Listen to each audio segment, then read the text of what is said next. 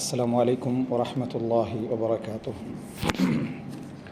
إن الحمد لله نحمده ونستعينه ونستغفره ونعوذ بالله من شرور أنفسنا ومن سيئات أعمالنا من يهده الله فلا مضل له ومن يضلل فلا هادي له وأشهد أن لا إله إلا الله وحده لا شريك له وأشهد أن محمدا عبده ورسوله أما بعد.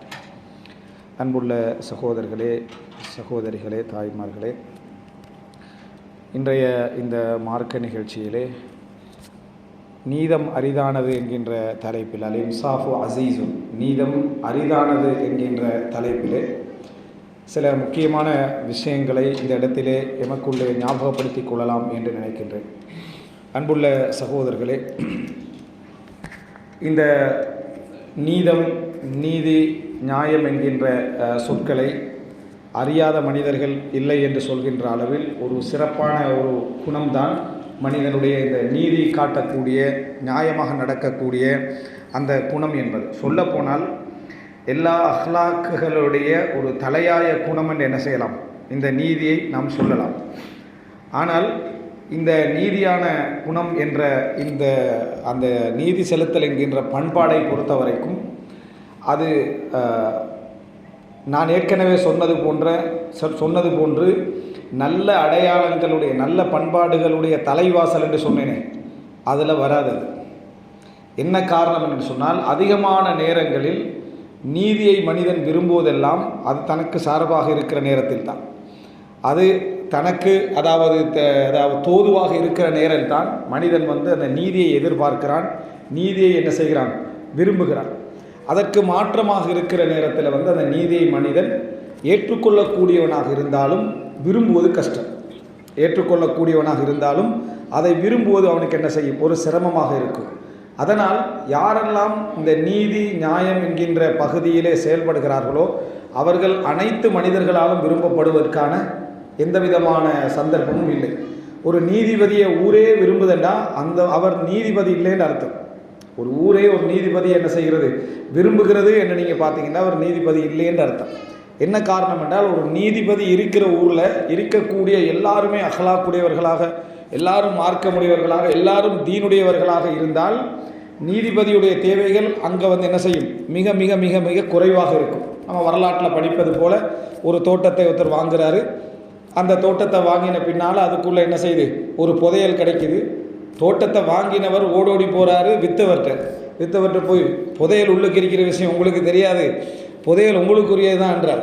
புதையல் உங்களுக்குரியதான் என்றார். நம்ம ஊரில் தோட்டத்தில் எப்படி நடந்திருந்தால் வித்தவர் ஓடி இங்கே வந்திருப்பார். சரியா, உள்ளுக்கு புதையல் இருக்கிற விஷயம் எனக்கு தெரியாமல் வித்துட்டேன், புதையலை தாங்கன்ட்டு தான் என்ன செய்வார், கேட்பார். இது மாறி நடக்குது. எந்த அளவுக்கு நடக்குதுன்னா, கோர்ட்டுக்கு போகிற அளவுக்கு. கோர்ட்டுக்கு போனால் நீதிபதி இப்படி வழக்கு சந்திக்கிறார். என்ன வழக்கு சந்திக்கிறாருன்னா, இது ஏண்டது அல்ல, அவர் சொல்கிறார் இது என்னது அல்ல, உங்களது தான். இந்த மாதிரி போகுது பிரச்சனை. கடைசியில் நீதிபதி உங்களோட மகனையும் திருமணம் முடிச்சு வச்சு 2 பேரும் கடையில் என்ன செஞ்சுருங்க, பங்கெடுக்க கொடுங்க என்றார். இந்த நீதிபதியை உலகமும் விரும்பும், அவரும் விரும்பும். காரணம், மக்களும் நல்ல முறையில் இருக்கிறாங்க, நீதிபதியும் என்ன செய்கிறாரு, மிக சிறப்பான முறையில் இருக்கிறார்னு அர்த்தம். ஆனால் பெரும்பாலும் நீதித்துறை இப்படி என்ன செய்யாது, இருக்காது. அதில் உள்ள ஊர் மக்களும் பெரும்பாலும் இப்படி என்ன செய்ய மாட்டாங்க, இருக்க மாட்டாங்க, சில முக்கியமான காலகட்டங்களிலே தவிர. அதனால் ஒரு நீதிபதியை எல்லோருமே விரும்பக்கூடியவர்களாக இருப்பார்கள் அப்படி என்பது கஷ்டமாவதற்கான காரணம், அவர் உண்மையான நீதிபதியாக இருந்தால், நியாயமான நீதிபதியாக இருந்தால் அந்த நீதி என்ற குணம் என்ன செய்யும்னா சிலருக்கு எதிராக இருக்கும், சிலருக்கு சார்பாக இருக்கும். இன்னும் சொல்ல போனால், அவர் உண்மையாகவே நீதியை வழங்கி இருந்தாலும் மக்கள் அவர் வழங்கிய நீதியை புரிஞ்சு கொள்றதுக்கு மக்கள் அறிவுடையவர்களாக இருக்கணும், தெளிவுடையவர்களாக இருக்கணும். ஏன்னா மக்கள் யாருக்கு நீதி வழங்குவாங்க அப்படின்னா, அழுகிறவங்களுக்கு, காயப்பட்டவனுக்கு, வேதனைப்படுறவனுக்கு, கத்துறவனுக்கு, நியாயமாக பேசுகிறவனுக்கு தான் நீதி என்ன செய்வாங்க, மக்கள் வழங்குவார்கள். நீதிபதியுடைய பார்வையில் ஆதாரத்தை பார்த்து தான் நீதிபதி தீர்ப்பை வழங்குவார். இப்போ இந்த நேரத்தில் அவனோட கண்ணு போயிருக்குது அப்படி என்று அழுகிறவனுக்கு சார்பாகத்தான் அங்கே கோர்ட்டில் இருக்கிற 75% இருப்பாங்க. ஆனால் நீதிபதி ஆதாரத்தை என்ன செய்வார், பார்த்து கொண்டிருப்பார். இந்த இடத்துல நீதிபதியை விரும்புகிறது என்பது, மக்கள் நீதமாக தான் இருக்கிறாங்க, மக்கள் இறக்கமாகிறாங்க. மக்கள் இறக்கமாகிறதால தான் இந்த இடத்துல மக்கள் அந்த மக்களுக்கு சார்பாகிறாரு. ஆனால் நீதி அதுக்கு எதிராக, நீதி எதிராக இருக்குது. இப்போ மக்கள் கெட்டவர்களும் அல்ல, நீதிபதி கெட்டவரும் அல்ல, தீர்ப்பும் நியாயமாக வழங்கப்பட்டிருக்குது. இப்போ பிரச்சனை எங்கே இருக்குது? எல்லாருமே அஹ்லாக்குடையவர்கள். தீர்ப்பு வழங்கப்பட்டவர்களும் அந்த நீதியை வெறுக்கின்றவர்களும் அஹ்லாக்குடையவர்கள். என்ன காரணமாக வெறுக்கிறாங்க? அவனுக்கு கண்ணு கீழே விழுந்து அழுகிறான், துடிக்கிற அந்த நீதிபதி எந்த விதமான ஒரு அழுகையும் வராமல் அப்படியே முரட்டுத்தனமாக இருந்துட்டு தீர்ப்பு வழங்குறானே என்று சொல்கிற மக்கள் அஹ்லாக்குடையவர்கள். ஆனால் அறிவுடையவர்கள் அல்ல. சொல்கிற மக்கள் அஹ்லாக்குடையவர்கள், அறிவுடையவர்கள். வழங்குகிற நீதிபதி அழுதார்னு வைங்களே, நீதிபதியும் சேர்ந்து குற்றவாளியோட அழுதார்னு வைங்களே, ஊரே விரும்பும். யார் விரும்ப மாட்டான்னா, இவருக்கு எதிராக அந்த நீதி போகும்போது அவரை தவிர மற்ற எல்லாரும் என்ன செய்வாங்க? அதை விரும்புவாங்க. இப்படியெல்லாம் நீங்கள் எடுத்து பாருங்க. சில நீதிபதிகளை நாங்கள் விரும்புகிறோம். எதனால் விரும்புகிறோம் பாருங்கள். சில சேனல்களில் சில நீதிபதிகளுடைய அந்த தீர்ப்பு வழங்கக்கூடிய நீதமான செய்திகள் வார டைமில் எல்லாருமே அதை விரும்புகிறாங்க. பல காரணமாக விரும்புகிறாங்க. முதல் காரணம் என்ன தெரியுமா? அவர் நியாயமாக தீர்ப்பு வழங்குறாரா இல்லையான்றதில்ல, எவ்வளோ தாராளமாக நடக்கிறாரு, பரவாயில்லைன்றாரு, மன்னிச்சு விட்றாரு, என்ன இந்த அவரும் சேர்ந்து கவலைப்படுறாரு, அவரும் சேர்ந்து கண்ணீர் வடிக்கிறாரு அப்படின்றது முதல் காரணம். ரெண்டாவது பிரச்சனை நம்முடைய இல்லை. ரெண்டாவது என்ன பிரச்சனை? என்னது பிரச்சனை இல்லை, அது யாரோட பிரச்சனை? எனக்கு சம்பந்தப்படாதவர்களுடைய பிரச்சனையில் நம்ம காயப்பட்டவனுக்கு சார்பாக அழுதுகின்றிருப்போம், உண்மைக்கு எதிராக என்ன செய்வோம்? இருப்போம். இந்த ரெண்டே நீங்கள் எடுத்து பார்த்தீங்கன்னா முக்கியமான ஒரு சுருக்கம் உங்களுக்கு கிடைக்கும். என்னடா, நீதி வழங்குதல் என்பது ஒரு சிறப்பான குணம், அது ஒரு அழகான குணம். ஆனால் எல்லா குணங்களையும் வெளியே அழகுபடுத்தி காட்டக்கூடிய சில தலைவாயில் குணங்கள் இருக்குமே. நான் ஏற்கனவே சொன்ன மாதிரி புன்முறுவல், அந்த மாதிரியான குணங்கள் இருக்குது. இந்த மாதிரியான குணங்கள் அது என்ன செய்யாது? வராது. ரெண்டாவது விஷயம், அஹ்லாக் ரீதியாக எடுத்து பார்த்தீங்கன்னு சொன்னால் நீதி வழங்குதல் சிறப்பானமான குணமாக இருந்தாலும் அந்த நீதி வழங்குதல் என்பதை புரிஞ்சு கொள்றதுக்கு அறிவுடைய மக்கள் சூழ என்ன செய்ய வேண்டியிருக்குது? இருக்க வேண்டியிருக்குது. எனவே இந்த இடத்துல எடுத்து பார்த்தீங்கன்னா முதலாவது எங்களை மனசுலேருந்து நம்ம எடுத்து விட வேண்டிய ஒரு சப்ஜெக்ட், ஒரு நீதியை படிக்கிற டைமில், நியாயத்தை படிக்கிற டைமில் நீங்கள் எடுத்து விட வேண்டிய ஒரு சப்ஜெக்ட் என்ன தெரியுமா? நீதி வழங்கினா நீங்கள் விரும்பப்படுவீங்க உண்டோ, உங்களையே விரும்புவாங்க உண்டோ, அல்லது என்ன நீங்கள் நீதி வழங்குகிற சந்தர்ப்பத்தில் அந்த அனைத்து மக்களாலையும் நீங்கள் ஒரு பெரியோரு நபர் என்று உங்களை தீர்ப்பளிக்கப்பட்டு உங்களை முன்னிறுத்துவாங்கன்றோ நினைக்கக்கூடாது மட்டுமல்ல, அடுத்த ஒரு புரிதல் என்ன தெரியுமா? உலகத்தில் மிகப்பெரிய எதிரியாக இருக்கக்கூடியவன் நீதி வழங்குறவன் தான். உலகத்தில் மிகப்பெரிய எதிரியாக இருக்கக்கூடியவர் நீதி வழங்குகின்றவர் தான். அஹ்லு சுன்னா வல் ஜமாஅத் மார்க்க ரீதியாக ஒரு விஷயத்தில் சொல்கிறேன். அஹ்லு சுன்னா வல் ஜமாஅத் நீதியான ஒரு பிரிவுன்னுவாங்க. இருக்கக்கூடிய அனைத்து பிரிவுகளிலுமே நீதியான பிரிவு எது? அஹ்லு சுன்னா வல் ஜமாஅன்னு சொல்லுவாங்க. அப்போ நீதியான பிரிவை தான் அனைத்து பிரிவுகளும் சேர்ந்து கொண்டு விமர்சிப்பார்கள். ஏன் விமர்சிப்பார்கள் தெரியுமா? அஹ்லு சுன்னா வல் ஜமாஅ என்ன செய்வாங்கன்னா, தவறானவரை தவறானவர்கள் சொல்வார்கள், தவறானவர்களை தவறானவர்கள் சொல்வார்கள், பிழையை பிழை என்று சொல்வார்கள். ஆனால் அஹ்லு சுன்னாவுக்கு வெளியில் உள்ளவங்க என்ன செய்வாங்கடா, தவறானவரை தவறானன்னு சொல்கிறது மட்டுமல்ல, அவனை மேக்சிமம் எப்படி ஏசணுமோ அவ்வளோ ஏசுவான். வழிகேடு, நிரந்தர நரகம், குஃபுர் ஏற்றுக்கொள்ள முடியாது. அப்போ அந்த நேரத்தில் அஹ்லு சுன்னா வல் ஜமாஅத் மறுபடி தலையிடுவார்கள். தவறானவர் தான், ஆனால் நிரந்தர நரகம் என்று சொல்லல. நீ என்ன அவருக்கு சார்பாகவும் பேசுகிறாய், திருப்பி மறுபடியும் என்ன எதிராகவும் பேசுகிறாய் என்று பார்க்குற நிலைமையில தான் நீதி இருக்கும். தவறானவர்னு சொல்லுவோம், ஆனால் சலாம் சொல்லலாம், பழகலாம், அவரோடு இருந்துகலாம், அவர் நிரந்தர நரகமெல்லாம் சொல்லக்கூடாது. சில பொழுது எங்களுக்கு அல்லாஹ் தஆலா தண்டனை தந்துட்டு அவரை என்ன செய்யலாம், மன்னிக்கலாம் என்று இப்படி பேசிட்டு இருப்போம். இவருக்கு நம்ம ஊரில் என்ன பேர் சொல்லுவோம்னா, வீணா நியாயம் காய்ச்சிட்டிக்கிறோன்னு பேர் சொல்லுவோம். வீணா நியாயம் காய்ச்சி எப்போ பார்த்தாலும் தத்துவம் பேசிட்டிக்கிறான்னு ஒரு பேரை நம்ம என்ன செய்வோம், சொல்லுவோம். என்ன காரணம்? பிழைன்னு சொல்லுவார், ஆனால் பிழையானவருக்கு மொத்த தீர்ப்பை வழங்குறதுக்கு உடவும் மாட்டார். நீங்கள் அஹ்லு சுன்னா வல் ஜமாஅத்துக்கு வெளியுள்ளவங்களை நீங்கள் பார்த்தீங்கன்னா, பிழையன்று சொல்லிட்டாங்கன்னு வைங்களேன், இறுதி காவிரன்னு செஞ்சுவாங்க, வெளியே போட்டுருவாங்க முழுசாக. எனவே பிழையை பிழையென்றும் சுட்டி காட்டுவார்கள், பிழை செய்தவனுடைய நியாயத்தின் பக்கமும் நிற்பார்கள்.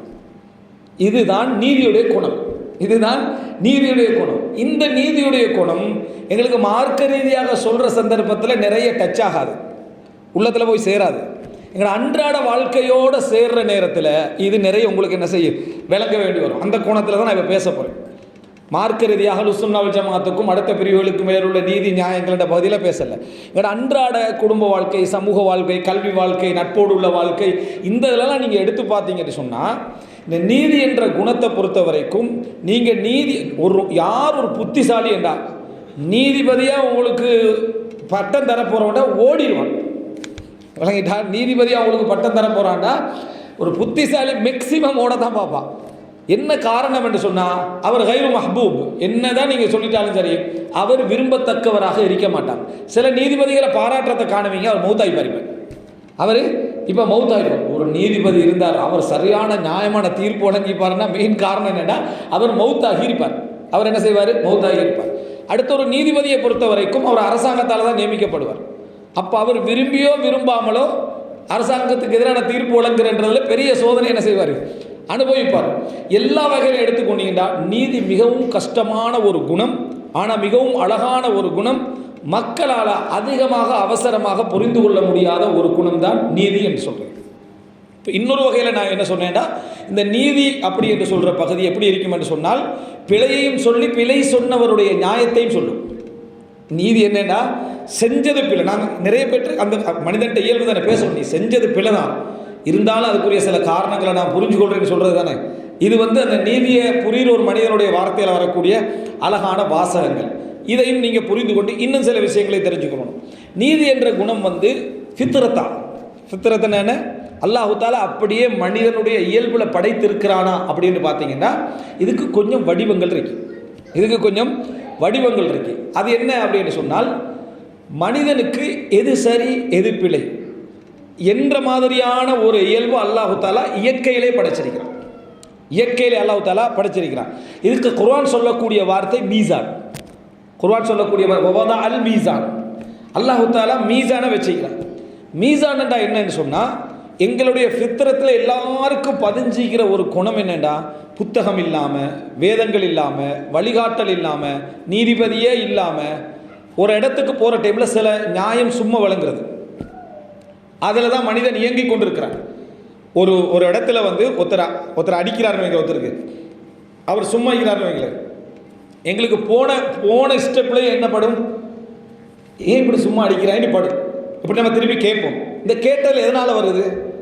மனிதன் ஃபித்ரத்தில் அந்த படைக்கப்பட்டிருக்கிறான். அந்த ஃபித்ரத்துடைய உணர்வில் மனிதன் படைக்கப்பட்டிருக்கிறான். இயற்கையாகவே இது சரி எது பிள்ளைன்னு அவன் நினைக்கக்கூடிய அமைப்பில் படைக்கப்பட்டிருக்கான். அதனால தான் இது பெரியோர் ஹுஜ்ஜத், பெரியோர் பவரான ஆதாரம். எல்லா இடத்துலையும் நீங்கள் அதை சரியாக விளங்கிட்டீங்கன்னு சொன்னால், ஆதாரங்களை இல்லாமல் பேச முடிந்த ஒன்று தான் மனிதனுடைய உள்ளங்களிலே இந்த இன்சாஃப் பதிஞ்சிக்கிறது.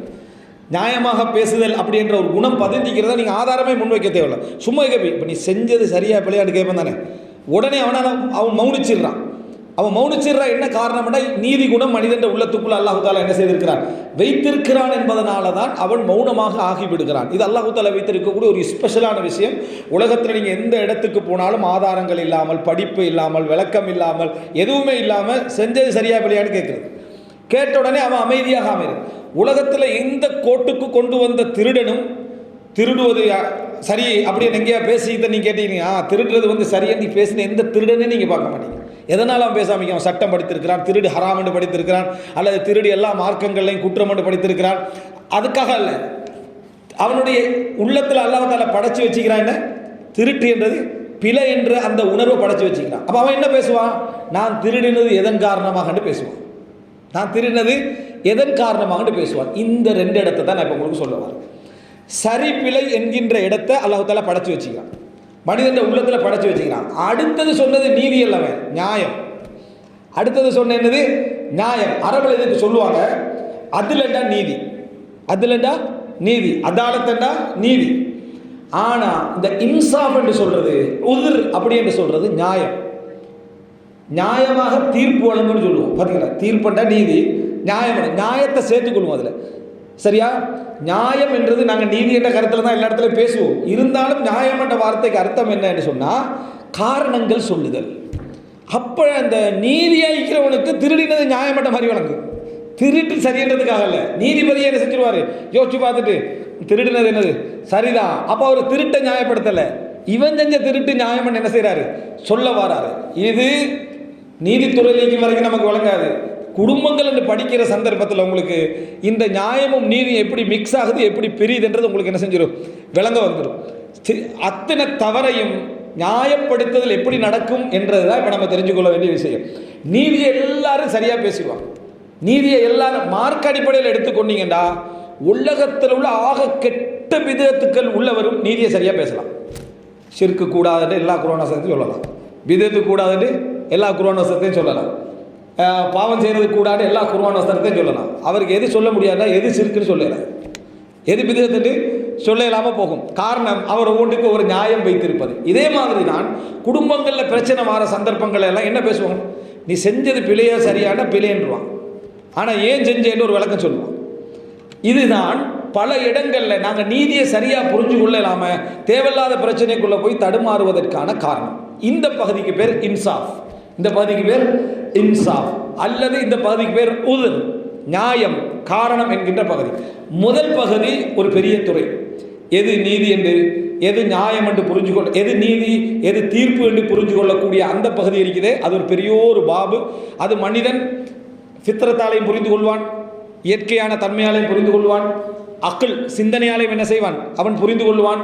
மார்க்கம் அதை வரையறைப்படுத்தும். மார்க்கம் என்ன செய்யும், வரையறைப்படுத்தும். முஸ்லீம்கள் நீதி என்று பார்க்கிறத இஸ்லாத்துக்கு வெளியுள்ளவன் சில பொழுது என்ன செய்ய மாட்டான், நீதி என்று பார்க்க மாட்டான். இஸ்லாத்துக்கு வெளியுள்ளவர்கள் நீதி என்று பார்ப்பதை ஒரு முஸ்லீம் என்ன செய்ய மாட்டான், நீதி என்று பார்க்க மாட்டான். கல்வி படிக்காதவன் நீதி என்று பார்க்கக்கூடியதை நீதி இல்லை என்று பார்க்கிறத ஒரு கல்வி படித்தவன் என்ன செய்வான், நீதி என்று பார்ப்பான். இந்த நீதி என்ற பகுதிகளை நான் இந்த இடத்தில் பேச வரவில்லை. நீதி படிக்கணும், வாசிக்கணும், தெரிஞ்சுக்கொள்ளணும், இயல்பு அதுக்கு ஒத்துழைச்சி வரும். ஆனால் நியாயங்கள் இந்த சப்ஜெக்டை பொறுத்த வரைக்கும் அசீஸ் மிகவுமே என்ன செய்யும் என்று சொன்னால், ஒரு நியாயத்தை புரிந்து கொள்ளலும் ஒரு நியாயத்தை சொல்லுதலும் இந்த உலகத்தில் மிக மிக மிக மிக குறைவாக இருக்கும். நீதியை ஒத்துக்கொண்டுட்டு தான் பொய்யான நியாயங்களை வைப்பார்கள். நீதியை ஒத்துக்கொண்ட பின்னால் தான் பொய்யான நியாயங்களை வைப்பார்கள். அதன் காரணமாகத்தான் உண்மையானவன் யாரு, நியாயமானவன் யார் என்று தெரியாமல் போகிறதெல்லாம் இதன் காரணமாகத்தான் என்பதை நம்ம என்ன செய்ய வேண்டும், புரிந்து கொள்ள வேண்டும். இன்னும் சொல்ல போனால் இதை இன்னும் நல்லா நீங்கள் விளங்கணும்னா, நியாயம் என்றது அரிதானதுன்றது விளங்கணும்டா, நாங்கள் இப்போ பேச பேச உங்களுடைய மனதில் எந்த லெவலுக்கு வரும்டா, உங்களை குறித்து மற்றவர்கள் நியாயம் இல்லாமல் நடந்து கொண்டதில் தான் கூட வரும். நம்ம மற்றவர்களிடத்தில் நியாயம் இல்லாமல் நடந்து கொண்டதில் கூட சிந்தனையில் வராது. என்ன காரணம் என்றா, மனிதன் எப்பையும் தன்னை வச்சு தான் மற்றவங்களை என்ன செய்வான், யோசித்து கொண்டிருப்பான். அதனால் இந்த டோட்டல் பயான் முடிஞ்ச பிறகும் நீங்கள் உண்மைதான் நீதம் அரிதானது தான் என்ற விளக்கத்தோடு போனாலும் அது எப்படி இருக்கும்னா, அடுத்தவனுக்கு நம்ம செஞ்ச நியாயம் இல்லாதன்னு இருக்காது, எமக்கு இவன் செஞ்சது நியாயம் இல்லை என்ற விளக்கத்தோடு தான் போகும். ஏன்னா நியாயம் அரிதானதுன்றதுனால நம்ம அடுத்தவனுக்கு அதை கொடுக்கறதுன்றது மிக குறைவாக இருக்கும். அம்மார் பின் யாசிர் ரலியல்லாஹு அன்ஹு சொல்கிறாங்க, சஹீஹுல் புகாரியில் வரக்கூடிய செய்தி, அதாவது 3 விஷயத்தை சேர்த்தவன் ஜமஅல் ஈமான், முழு ஈமானை சேர்த்து கொண்டான்றான். 3 விஷயங்களை சேர்த்து கொண்டவன் முழு ஈமானையும் சேர்த்து கொண்டான் அப்படின்றாங்க. அதில் முதலாவது சொல்கிறாங்க அல் இன்சாஃபு மின் நஃப்ஸிக், அல் இன்சாஃபு மின் நஃப்ஸிக், உன்னிடமிருந்து பிறருக்கு நீ நியாயம் வழங்கல். அப்படின்னா என்ன, ஒன்ற விஷயத்தில் நடந்து கொண்ட மற்றவர்களுக்கு நியாயமானது தான், அவர் செஞ்சது சரிதான், அவர் செஞ்சது நியாயம்தான், அதில் எந்த பிழையும் இல்லை, நான் தான் பிழை விட்டேன், நான் தான் இந்த இடத்துல தவறு, நான் இதை செஞ்சிருக்க கூடாது தான் என்று நீ நியாயம் வழங்கு. அவன் செஞ்சிருக்க கூடாதான் என்றாலும் மன்னிச்சேன் என்றதல்ல, நான் செஞ்சிருக்க கூடாது, நான் செஞ்சது பிழை, நான் அந்த மாதிரி நடந்திருக்க கூடாது, இந்த விஷயத்தில் நான் யோசிக்காமல் நடந்துட்டு இந்த விஷயத்தில் சரியாக இல்லை என்று நீ நியாயம் வழங்குதல் ஈமான உனக்கு பூர்த்தியாக்குற மிக முக்கியமான. அப்படின்னா அவருடைய பார்வையில் 33% பகுதி அது எது, நீ அடுத்தவர்களுக்கு நியாயமாக நடந்துவதா, அடுத்தவர்கள் விஷயத்தில் நீ பிழை விட்டா என்பதை ஒத்துக்கொள்ளல் முதல் அம்சம். 2வது சொல்றாங்க தஸ்லீமுல் ஆலம், தனிப்பட்ட நபருக்கு தெரிந்தவர்களுக்கு சலாம் சொல்லாமல் அனைவருக்கும் சலாம் சொல்லுதல், அனைவருக்கும் சலாம் சொல்லுது. உன்னோட சலாத்தில் இஹ்லாஸும் பொருளாதாரமும் அதுவும் இதுவும் மிக்ஸ் ஆகிருக்கக்கூடாது. சலாம் ஸ்பெஷலாக எல்லாருக்கும் அனைவருக்கும் என்ன செய்யணும், வரணும் அப்படி என்று சொல்றது 2வது சொல்றாங்க. அடுத்த 3வது சொல்றாங்க அல் அஸ்ஸதகத்து மினல் இக்தார், வறுமை அஞ்சிய நிலையில் கஞ்சத்தன உணர்வுகள் மேலோங்குகின்ற கட்டத்தில் கொடுக்கக்கூடாது என்ற உணர்வோடு இருந்தும் நீ தர்மம் செய்த, இருந்தும் அதை வென்று நீ தர்மம் செய்தது. இந்த 3ம் இருந்தால் ஜமா அல் ஈமான், அவர் முழு ஈமானை என்ன செஞ்சார், பூர்த்தி செய்து கொண்டார் என்றது. இந்த இன்சாஃபு மின் நஃப்ஸிக் என்றது, அதாவது அந்த நீதமான உணர்வு அடுத்தவர்களுக்கு உன் விஷயத்தில் நீ வழங்குதல், உன் விஷயத்தில் அடுத்தவர்களை மன்னிக்கிறதல்ல, நீ அடுத்தவர்களுக்கு என்ன செய்கிறது, வழங்குதல் என்பதை தெரிந்து கொள்ள வேண்டும். இப்போ பாருங்க எவ்வளோ காம்ப்ளிகேட்டடான ஒரு தலைப்பு இந்த நீதத்தை புரிந்து கொள்வது. இப்போ நான் ஃபஸ்ட்டுக்கு சொல்லக்கூட இந்த தலைப்பை புரிஞ்சு கொடுக்கும் டைம் ஆகணும் வைங்களேன். அப்படின்னா நம்ம வழங்குற டைமில் எப்படி ஒரு விஷயத்தை புரிஞ்சு கொள்வது, அதனால் அந்த நீதத்தை புரிஞ்சு கொள்வதும் அரிது, புரிய வைக்கிறது அரிது, இவரால் அதை செலுத்த முடிஞ்ச அந்த கட்டம் என்ன செய்யும், மிகவும் அரிதாக இருக்கும். இந்த நீதம் இந்த இடத்துல நீங்கள் புரிஞ்சுக்கொண்டீங்கன்னா அடுத்த கட்டத்தை பாருங்கள். இந்த நீதம் என்ற உணர்வு எப்படி, இப்போ இந்த தலைப்புடைய முழு நோக்கமும் என்னன்னா, நீதம் எவ்வளவு அரிதானதுன்ட்டு கடைசியில் ஒரு சின்ன ஒரு உபதேசம் தான். அந்த இவ்வளோ அரிதானதுன்னு விளங்கினா நம்ம என்ன செய்யணும்ன்றதுதான். அரிதை பெரிதாக கேளாது, அரிதை பெரிதாக கேளாது, அரிதுன்னா அது அரிதுனா. அப்போ நம்ம தான் அதை என்ன செய்யணும்னு ஒரு முடிவுக்கு வரணும். அப்போ நீதிக்கும் நியாயத்துக்கும் இடையிலான உள்ள அந்த டிஃபரெண்ட்டை நம்ம புரிஞ்சுட்டு இந்த மாதிரியான ஒரு, அதாவது நீதம் என்றது ஈமானுடைய மிக முக்கியமான நியாயம் நீதம் ஈமானுடைய மிக முக்கியமான பண்பாடுகளில் ஒன்றென்றும் நம்ம புரிஞ்சிட்டோம்னு சொன்னால் அதுக்கு அடுத்த கட்டம் ஏன் இந்த, அதாவது நீதம் என்கின்ற ஒரு சப்ஜெக்ட் வந்து அரிது என்கின்ற தலைப்புக்குள்ள அடுத்ததாக இது வருது அப்படி என்று சொன்னால், மக்கள் நான் ஏற்கனவே சொன்னது போல அதிகமானவர்கள் உணர்வு சார்ந்திருப்பார்கள், அதிகமானவர்கள் உணர்வு சார்ந்தவர்களாக இருப்பார்கள். அறிவும் உணர்வும் கலந்து அறிவை முற்படுத்தக்கூடிய தன்மையில் அதிகமான மனிதர்கள் இருக்க மாட்டார்கள். அதனால் என்ன நடக்கும்டா, மனைவிக்கு நியாயமாக நடந்து, கணவனுக்கு நியாயமாக நடந்தால், பாப்பாவுக்கும் நியாயமாக நடந்து, மனைவிக்கு நியாயமாக நடந்து, தாய்க்கும் நியாயமாக நடந்தால், மனைவி கணவனுக்கு நியாயமாக நடந்து சகோதரர்களுக்கு தன்னை குடும்பத்துக்கு நியாயமான நடந்தா அவ அநீதியானவ. குடும்பத்தில் பேரெடுக்கல் மணிங்க ரெண்டு பக்கத்தில் நியாயமாக நடக்கக்கூடியவன் தான் குடும்பத்தில் ரெண்டு பக்கமும் பேர் எடுக்கிறவன். என்ன பேர்? இந்த பேர் எடுக்கிறவன். சில குடும்பங்களை நீங்கள் பார்ப்பீங்கன்னு சொன்னால் மகனை உம்மா அப்படி பாராட்டுவான் அல்லது வைஃப் பாராட்டுவான். ஏன்னா அவன் பெரண்டான்னு அர்த்தம். என்னது? ஒரு பக்கத்துக்கு என்ன செஞ்சிட்டான், சாஞ்சிட்டான்னு அர்த்தம். அதனால் ஒரு பக்கம் கடுமையாக பாராட்டிக்கிட்டு இருக்கும். ஏன்னா அவன் பார்க்குறான் நம்ம இந்த சைடுக்கு அந்த சைடுக்கு நடுவில் நின்று ரெண்டு பக்கம் நியாயங்களையும் பேசிட்டு இருந்தா அந்த மெத்தளத்துக்கு ரெண்டு பக்கம் அடி மாதிரி போயிடுது. சரியா? அதனால் நம்ம ஒரு பக்கம் அடி வாங்கிட்டு ஒரு பக்கம் சந்தோஷமாக இருக்கிறது என்றது தான் இயற்கையாக மனிதன் தேர்ந்தெடுத்து கொள்ளக்கூடிய துறை.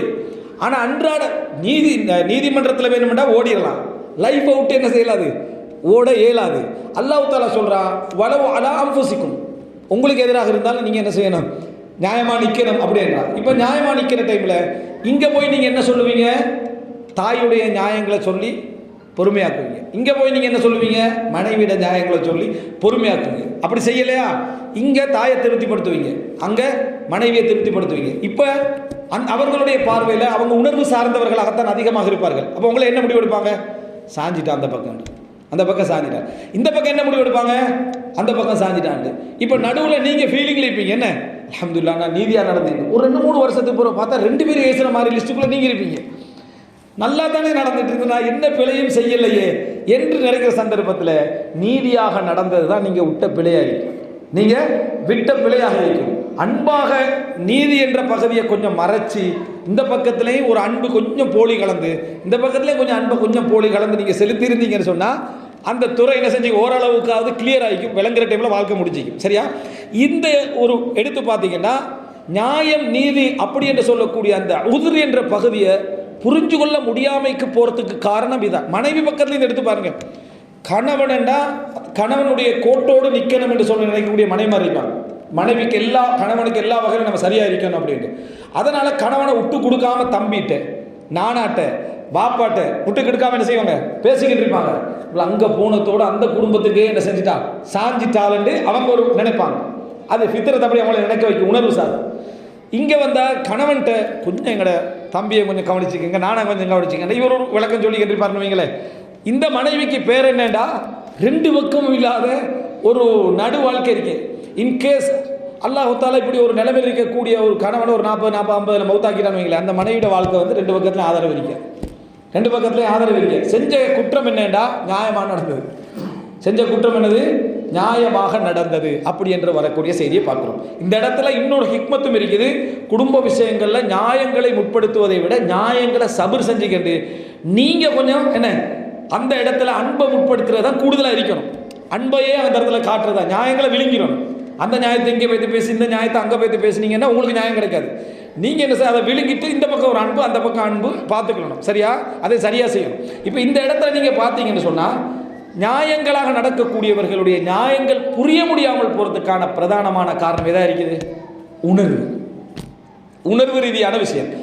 மனிதர்கள் எப்பொழுதுமே உணர்வு பூர்வமாக உணர்வு மிக்கவர்களாக இருப்பதன் காரணமாக ஒரு நாளும் நீங்கள் எவ்வளவு நியாயமாக 2 பக்கத்திலே நடந்துட்டாலும் சரி, நீங்கள் நினைச்சிடவானா நீங்கள் ஒரு நியாயவான் அப்படின்னு உணர்ந்து கொள்வார்கள் நினைக்குவாங்க. ஆனால் உங்களுக்கு அந்த பாராட்டெல்லாம் தருவான், அவர்கள் மூலம் தருவான். எப்போடா பிரச்சனைகள்லாம் அமைதி அடைஞ்சு ஒரு சிக்கல் இல்லாத 1-2 நாட்களும் நிமிடங்களும் மாதங்களும் வந்தால் அந்த இடத்துல திடீர்னு உங்களே பாராட்டுவாங்க.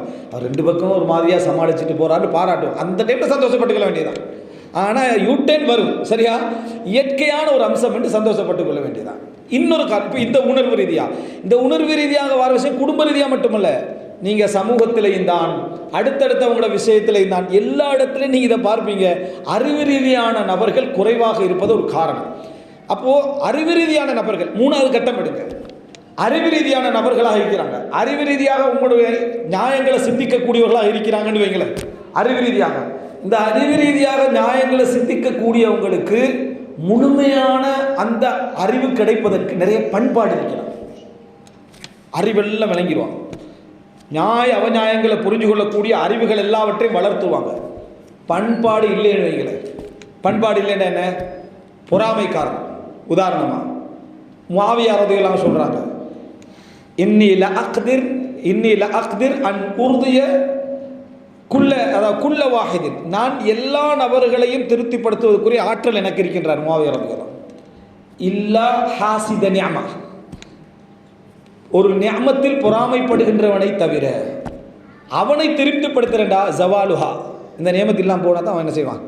திருப்திப்படுவான். உங்களில் ஒரு பொறாமைப்பட்டான் வைங்களேன், அவன் பொறாமைப்பட்டுட்டான்டா, அவன்கிட்ட நீங்கள் வந்து எவ்வளவு அறிவு வளர்ந்திருந்தாலும் சரி, அவன் உணர்வு பூர்வமானவனாக இல்லாமல் அறிவை முற்படுத்தக்கூடியவனாக இருந்தாலும் அவன்கிட்ட நீங்கள் நியாயத்தை எதிர்பார்க்க இயலாது. 5 நேரம் தொழக்கூடியவராக இருப்பார், எல்லாம் இருக்கும். எல்லாம் இருந்தாலும் இந்த ஹசது வந்துட்டுன்னு வைங்களேன். இந்த ஹசது வந்துட்டுன்னு சொன்னால் அவன்கிட்ட உனக்கு நீங்கள் அந்த ஹாசிதை கண்டுபிடிக்கல. பொறாமைக்காரனை கண்டுபிடிக்கிறதெல்லாம் என்னது மிச்சம் கஷ்டமாக இருக்கும். ஒரு 10 வருஷத்துக்கு போகிறது இவன் தான் மெயின் பொறாமைக்காரனாக இருந்திக்கிறான் என்று விளங்குறதுக்கு கஷ்டமாகிடும்.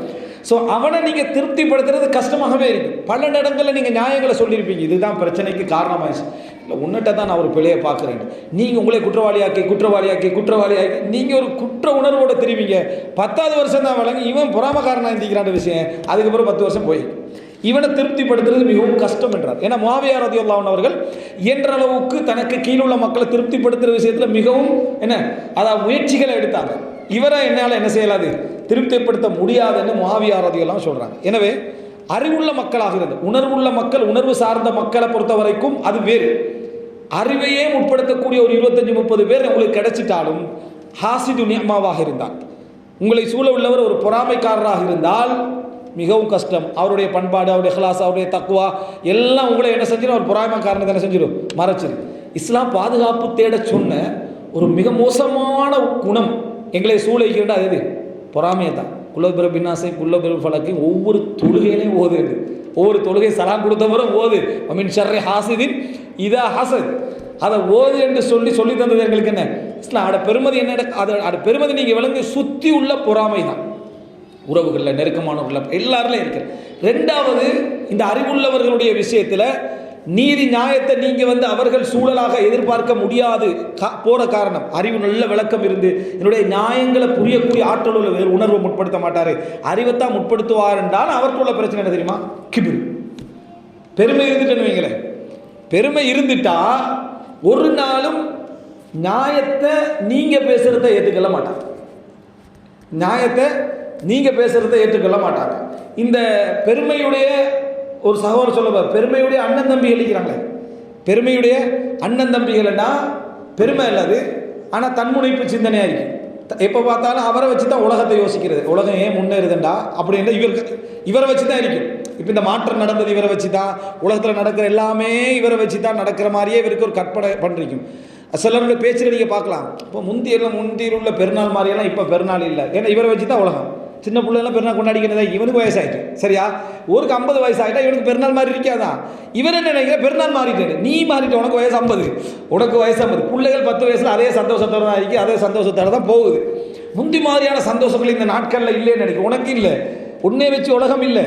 ஆனால் என்னோட சிந்தனை ஃபுல்லாக உலகம் மாறிட்டு நீ மாறிட்டா, உனக்கு வயசாகிட்டு.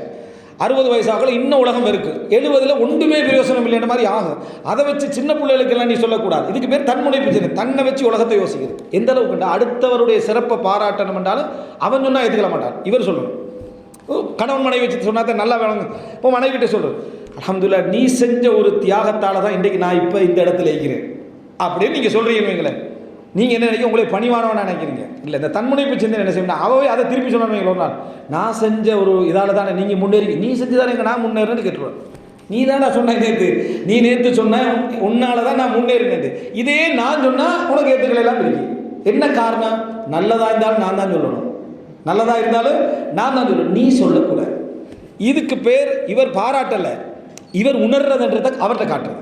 நான் எல்லாத்தையும் உணர்றவன், நான் எல்லாத்தையும் விளங்குறவன். இது வந்து ப்ளஸுக்கு மைனஸுக்கு மேலே வந்தால் பிரச்சனை இல்லை, மைனஸுக்கு மைனஸுக்கு வந்தால் பிரச்சனை இல்லை, ப்ளஸுக்கு டபுள் ப்ளஸ். அங்கே ஒரு ப்ளஸ்ஸாக இருந்தாலும் நான் டபுள் ப்ளஸில் தான் எப்போ இருப்பேன். நான் உன்னை ஏற்றுக்கிறேன் பார்த்தியா, உன்னை நான் எவ்வளோ புரிஞ்சுக்கொள்கிறேன் பார்த்தியா, நீ வந்து எவ்வளோ நல்ல நீ சொல்கிறதில்ல, நான் உனக்கு சொல்லி தந்திக்கிறேன் பார்த்தியா. அதான் நீ ஒரு மடையன், நீ ஒரு விளங்காதவன் என்று சொல்கிறத நாகரிகமாக சொல்கிறேன். எந்த சிறப்பு மனைவிட்ட இருந்தாலும் அந்த அத்தனை சிறப்புகளையும் கண்டுபிடிச்ச விஞ்ஞானி யாரு? இவர் தான், ஹஸ்பண்ட். இவர் தான் எல்லாத்தையும் கண்டுபிடிச்சு அவங்கள அடையாளப்படுத்துகிறார். அதே சிறப்பு அவங்க ஏற்றுக்கொண்டு அடுத்த நாள் சொன்னாங்கன்னு வைங்களேன், அடுத்த நாள் நீ நேற்று சொன்ன மாதிரி நான் எவ்வளோ முன்னேற்றங்களுக்கு உங்களுக்கு காரணமாகிறேன் யோசிச்சு பார்த்தீங்கன்னா, என்ன இவன் நான் சொன்னதை விட கூட விளக்குறா போல. நான் நேற்று சொன்னது ஒரு விஷயத்தை தான் பிரித்து 2 பகுதியாக்கி மனைவியை தட்டிடுறது. இதனால தான் நிறைய பேர் வந்து சிறப்பை சொல்ல வரதும் இல்லை. அதே போல் குற்றத்தை சொல்ல தன்முனைப்பு சிந்தனை தான் அந்த பெருமையுடைய நானா தம்பின்றது, சரியா? அதே போல் என்ன, இந்த ஏதாவது குற்றம் சொல்கிறேன்னு வைங்களேன், எனக்கு சரியான கோபம் வருது, நான் மாற்றிக்கொள்ள நினைக்கிறேன் அப்படின்னு அவர் அந்த குறையை ஏற்றுக்கொள்றாரு, அல்ஹம்துலில்லாஹ். அடுத்த நாள் ஒருத்தர் நீங்கள் சரியான கோபக்காரன் சொன்னானு வேறு, என்ன இவன் கோபக்காரன் தவறாக முடிவெடுத்துட்டார் அவர், நீ தான் நேற்று சொன்ன நீ கோபக்காரன், அதை அவர் திருப்பி சொல்கிறார், உன்னால் ஏற்றுக்கல, எல்லாமே உன்னால் ஏற்றுக்கொள்ள தன்முனைப்பு எல்லாம் நான் தான். அதாவது ஜனாசா விட்டு போனால் மையத்தை இவர் தான், கலை நோட்டுக்கு போனால் மாப்பிள்ளை இவர் தான். இந்த சிந்தனை ஒரு குரூப் டை. இவரை நீங்கள் நினைக்கிறீங்களா ஏதாவது சொல்லி விளங்கப்படுத்தி மாற்ற முடியும். என்னை பொறுத்தவரையில் தான் எல்லாத்தையும் ஆரம்பிப்பார். ஒன்றை பொறுக்கிறதே எங்களுக்கு பெரிய விஷயமா பேசுது, சரியா? எதை ஆரம்பித்தாலும் என்னை பொறுத்தவரையில், தன்னை பொறுத்தவரையில், நான், இந்த மாதிரி அனானியத், நான் என்ற சிந்தனை போக்கில் ஆரம்பிச்சு கொண்டிருக்கீங்க. இவர் உங்கள்கிட்ட இருந்தார்னு வைங்களேன், நீங்கள் அவர்கிட்ட எந்த நியாயத்தையும் எதிர்பார்க்கலாம். இமாம் அதாவது மிஸ்அர் ரஹ்மஹுல்லாஹ் சொல்கிறாங்க, நான் தொழுகையாளிகளிடத்தில் கண்ட பெருமையை போல வேற யார்ட்டையும் காணலை என்றார். எப்படி? தொழுகையாளிகள்கிட்ட கண்ட பெருமையை போல நான் வேறு யாரிடத்திலும் பெருமையை காணவில்லை அப்படின்றார். அப்போ என்ன காரணம் அப்படி வார்த்தை சொல்கிறாரு? மற்றவங்கெல்லாம் அடக்கமானவங்களுக்கு நான் சொல்லலை, உன்கிட்ட பெருமை அசலே இருக்கக்கூடாது. நீ அல்லாஹ்வுக்கு சுஜூத் செய்கிறவன், முன்சஃபில் சுஜூத் செய்கிறவன், அப்போ உன்கிட்ட பெருமையோட வாசமே இருக்கக்கூடாது. அங்கே வெளியே பாவம் செய்து கொண்டு வேதனையில் இருக்கிறவன் பள்ளிட்டு போயிட்டு வாரத்தவனை கண்டு அவன் பணிஞ்சிடறான். அவன் என்ன செஞ்சிடறான்? பணிஞ்சிடறான். இதை பற்றி நாங்கள் தலைப்பே பேசினோமே, என்ன அதாவது இந்த பாவம் என்ன பணிவு தரும் பாவங்கள்னு சொல்லி, அப்படி தானே பாவங்கள் ஒரு மனிதன் செஞ்ச உணர்வு எப்படி பணிவெல்லாம் என்ன செய்யுது கொண்டு வருதுண்டு தலைப்பு தவறுகள்லாம் பேசினாங்களே, சரியா? அந்த மாதிரி தலைப்பு இந்த உணர்வு அவனுக்கு பணிவை கொண்டு வந்துடுது. இவன் என்ன செய்யறான்? பெருமையில் உட்கார்ந்துட்டிக்கிறத பார்க்குறோம் அப்படின்றத பார்க்குறோம். அப்போ எனவே மனிதனுடைய 2வது சப்ஜெக்ட் என்ன அப்படின்னு சொன்னால், அதனால தான் பாருங்கள், அந்த துல்ம் அடுத்தவனுக்கு அநியாயம் செய்கிற உணர்வு அப்படியெல்லாம் வரலாம். இடத்துக்கு ஒரு அறிஞர் பதிவிட்டு இருந்தார். ஒரு சகோதரர் சொல்கிறாரு, ஒரு முக்கியமான நபர் சொல்கிறாரு, நான் வந்து எனக்கு அநியாயம் செஞ்சவங்களுக்கு எதிராக துவா கேட்கறதுக்கு பள்ளிக்கு போனேன். முன்சப்பில் அநியாயம் செஞ்சவங்களும் நின்றுக்கிறாங்களா? பள்ளிக்கு போனால் அநியாயம் செஞ்ச பாட்டியெல்லாம் எங்கே நின்றுக்கிறாங்க? முன்சப்பில் நின்றுட்டிக்கிறாங்கன்னா துல்முக்கு இபாதத்துக்கு அவங்க வித்தியாசம் வச்சுக்கிறாங்க. அநியாயம் வேறு, தொழுகை வேறு அப்படின்னு சொல்லி. அப்போ இந்த இடத்துல நீங்கள் நினச்சி பார்த்தீங்கன்னா 3வது கட்டமாக புரிந்து கொள்ளணும். அதாவது அறிவுடையவர்களாக இருந்தாலும் அந்த அறிவுடையவரிடத்தில் ஒரு பொறாமை இருக்குமாக இருந்தால், அறிவுடையவர்கள்னா நீதியை புரிஞ்சு கொள்ள, நியாயங்களை புரிஞ்சு கொள்ள அறிவு இருந்தாலும் அவன்கிட்ட ஒரு பொறாமை இருக்குமாக இருந்தால், அவனிடத்தில் ஒரு பெருமை இருக்குமாக இருந்தால், அவரை உங்களால் என்ன செய்ய முடியாது. நீங்கள் நியாயங்களை சொல்லி விளங்கப்படுத்தக்கூடிய நபராக இருக்கலாம். உணர்வு ஓகே, ஃபஸ்ட்டு சொல்லிட்டு அறிவில் தான் இந்த 2 என்ன செய்கிறேன் சொல்கிறேன். அவர்களை உங்களால் ஒரு நாளும் என்ன செய்யலாது, திருப்திப்படுத்த முடியாது என்பதை புரிஞ்சு கொள்ள வேண்டும். 3வது ஒரு அம்சம், நீங்கள் அதாவது 4வது இந்த பகுதியை விட்டுருங்க. இந்த உணர்வு சார்ந்ததில், அந்த அறிவு சார்ந்ததை இதெல்லாம் பாதிக்கின்றதில் நிறைய அகலாக்களை நம்ம சொல்லிட்டு போகலாம். 4வது அம்சம் என்ன அப்படின்னு சொன்னால், நீங்கள் சில நேரங்களில் வந்து நியாயங்களை வந்து ஒரு இடத்துல சொல்லுகிற நேரத்தில் அவர் வந்து எல்லா வகையிலையும் அறிவு சார்ந்தவராகவும் இருக்கலாம், நல்லவரில் புரிஞ்சு கொள்ளக்கூடியவராக இருக்கலாம். ஆனால் அவர் அந்த நியாயத்தை உங்கள்கிட்ட ஏற்றுக்கொள்ள முடியாத அளவுக்கான சில வேறு காரணங்கள் இருக்கு. அது என்னடானா, நீங்கள் யாருக்கு அந்த நியாயத்தை பேசிட்டு இருக்கிறீங்களோ அவருக்கும் இவருக்கும் இடையில அல்லாஹு தாலா இயற்கையாக வைத்து சில உறவு முறைகள் இருக்கு. மனைவியோட குறையை பற்றி மனைவியோட தம்பிகிட்ட பேசிட்டு இருப்பீங்க, மனைவியோட குறையை பற்றி மனைவியோட தந்தைகிட்ட பேசிக்கிட்டு இருப்பீங்க. மனைவிட அந்த மனைவியுடைய என்ன அதாவது உங்களுக்கு அவருக்கு பிள்ளைகிட்ட பற்றி என்ன செஞ்சீங்க பேசிக்கிட்டு இருப்பீங்க, அல்லது மனைவி கணவன் என்ன அந்த உறவுகள்கிட்ட பேசிக்கிட்டு இருப்பீங்கடா. நீங்கள் விளங்கப்படுத்துறதுல உலகமாக திறன் உள்ளவராக இருந்தாலும் சரி, உங்கள் பக்கம் 100 நியாயம் இருந்தாலும் சரி, இயல்பு என்பது மிகச்சிறு. என்ன காரணம்டா, தம்பி அங்கே தம்பி இருக்கிறார், பேசுறது வாப்பாட்ட, பேசுறது உம்மாட்ட. நீங்கள் கேட்குற நிமிஷம் அவங்க 10 நிமிஷம் அப்படியே நல்ல முறையில் உள்வாங்கிட்டு உள்ளுக்கு போவாங்க. சடார்னு யூட்டன் ஆகி என்ன காரணம்டா, நீங்கள் ஏற்றினது அறிவு, அங்கே இருக்கிறது இயல்பு. அங்கே இருக்கிறது இயல்பு. இவ்வளோ விளக்கமாக தானே போனால் இதுக்கு பின்னால் வீட்டுக்கு கூட்டிகிட்டு போகக்கூடாது. எங்கே அங்கே கூட்டிகிட்டு போனாலே டோட்டலாக எல்லாம் மாறுது. மாறலை, நீ சேஞ்ச் பண்ணியிருந்தா இயற்கைக்கு பேசுறது மாறுறது, நீ தான் மாற்றி வச்சுருந்தாய், அது இயற்கைக்கு என்ன செஞ்சிடும் போயிடும். ஏன்னா இயல்பு அல்லாஹ் தாலா எப்படி படைச்சிக்கிறான்னா, ஒருவருக்கொருவர் உறவு பாராட்டக்கூடிய அமைப்பில் தான் இரத்த உறவு அல்லாஹ் என்ன செஞ்சுக்கிறான், படைத்து வைத்திருக்கிறான். இரத்த உறவு என்ன செய்யும்னா நீதி நியாயங்களை தாண்டி அன்பு காட்டும். இரத்த உறவு என்ன செய்யும், நீதி நியாயங்களை தாண்டித்தான் அன்பு காட்டும். கடையில் ஒருத்தர் திருடுறான்னு வைங்களேன், அவனை ஒரு தடவை 2 தடவை பார்த்துட்டு விளக்கிடும். இதே மகன் திருடுறான்னு வைங்களேன், விளக்கலுமா, விளக்குவோமா, விளக்க மாட்டேன், புள்ள தானே எடுத்துகிட்டு போட்டு, 2 அளவு தான். ஆனால் இயற்கை என்ன செய்யும்னா மனிதர்கள் அதை தாண்டி வரும்.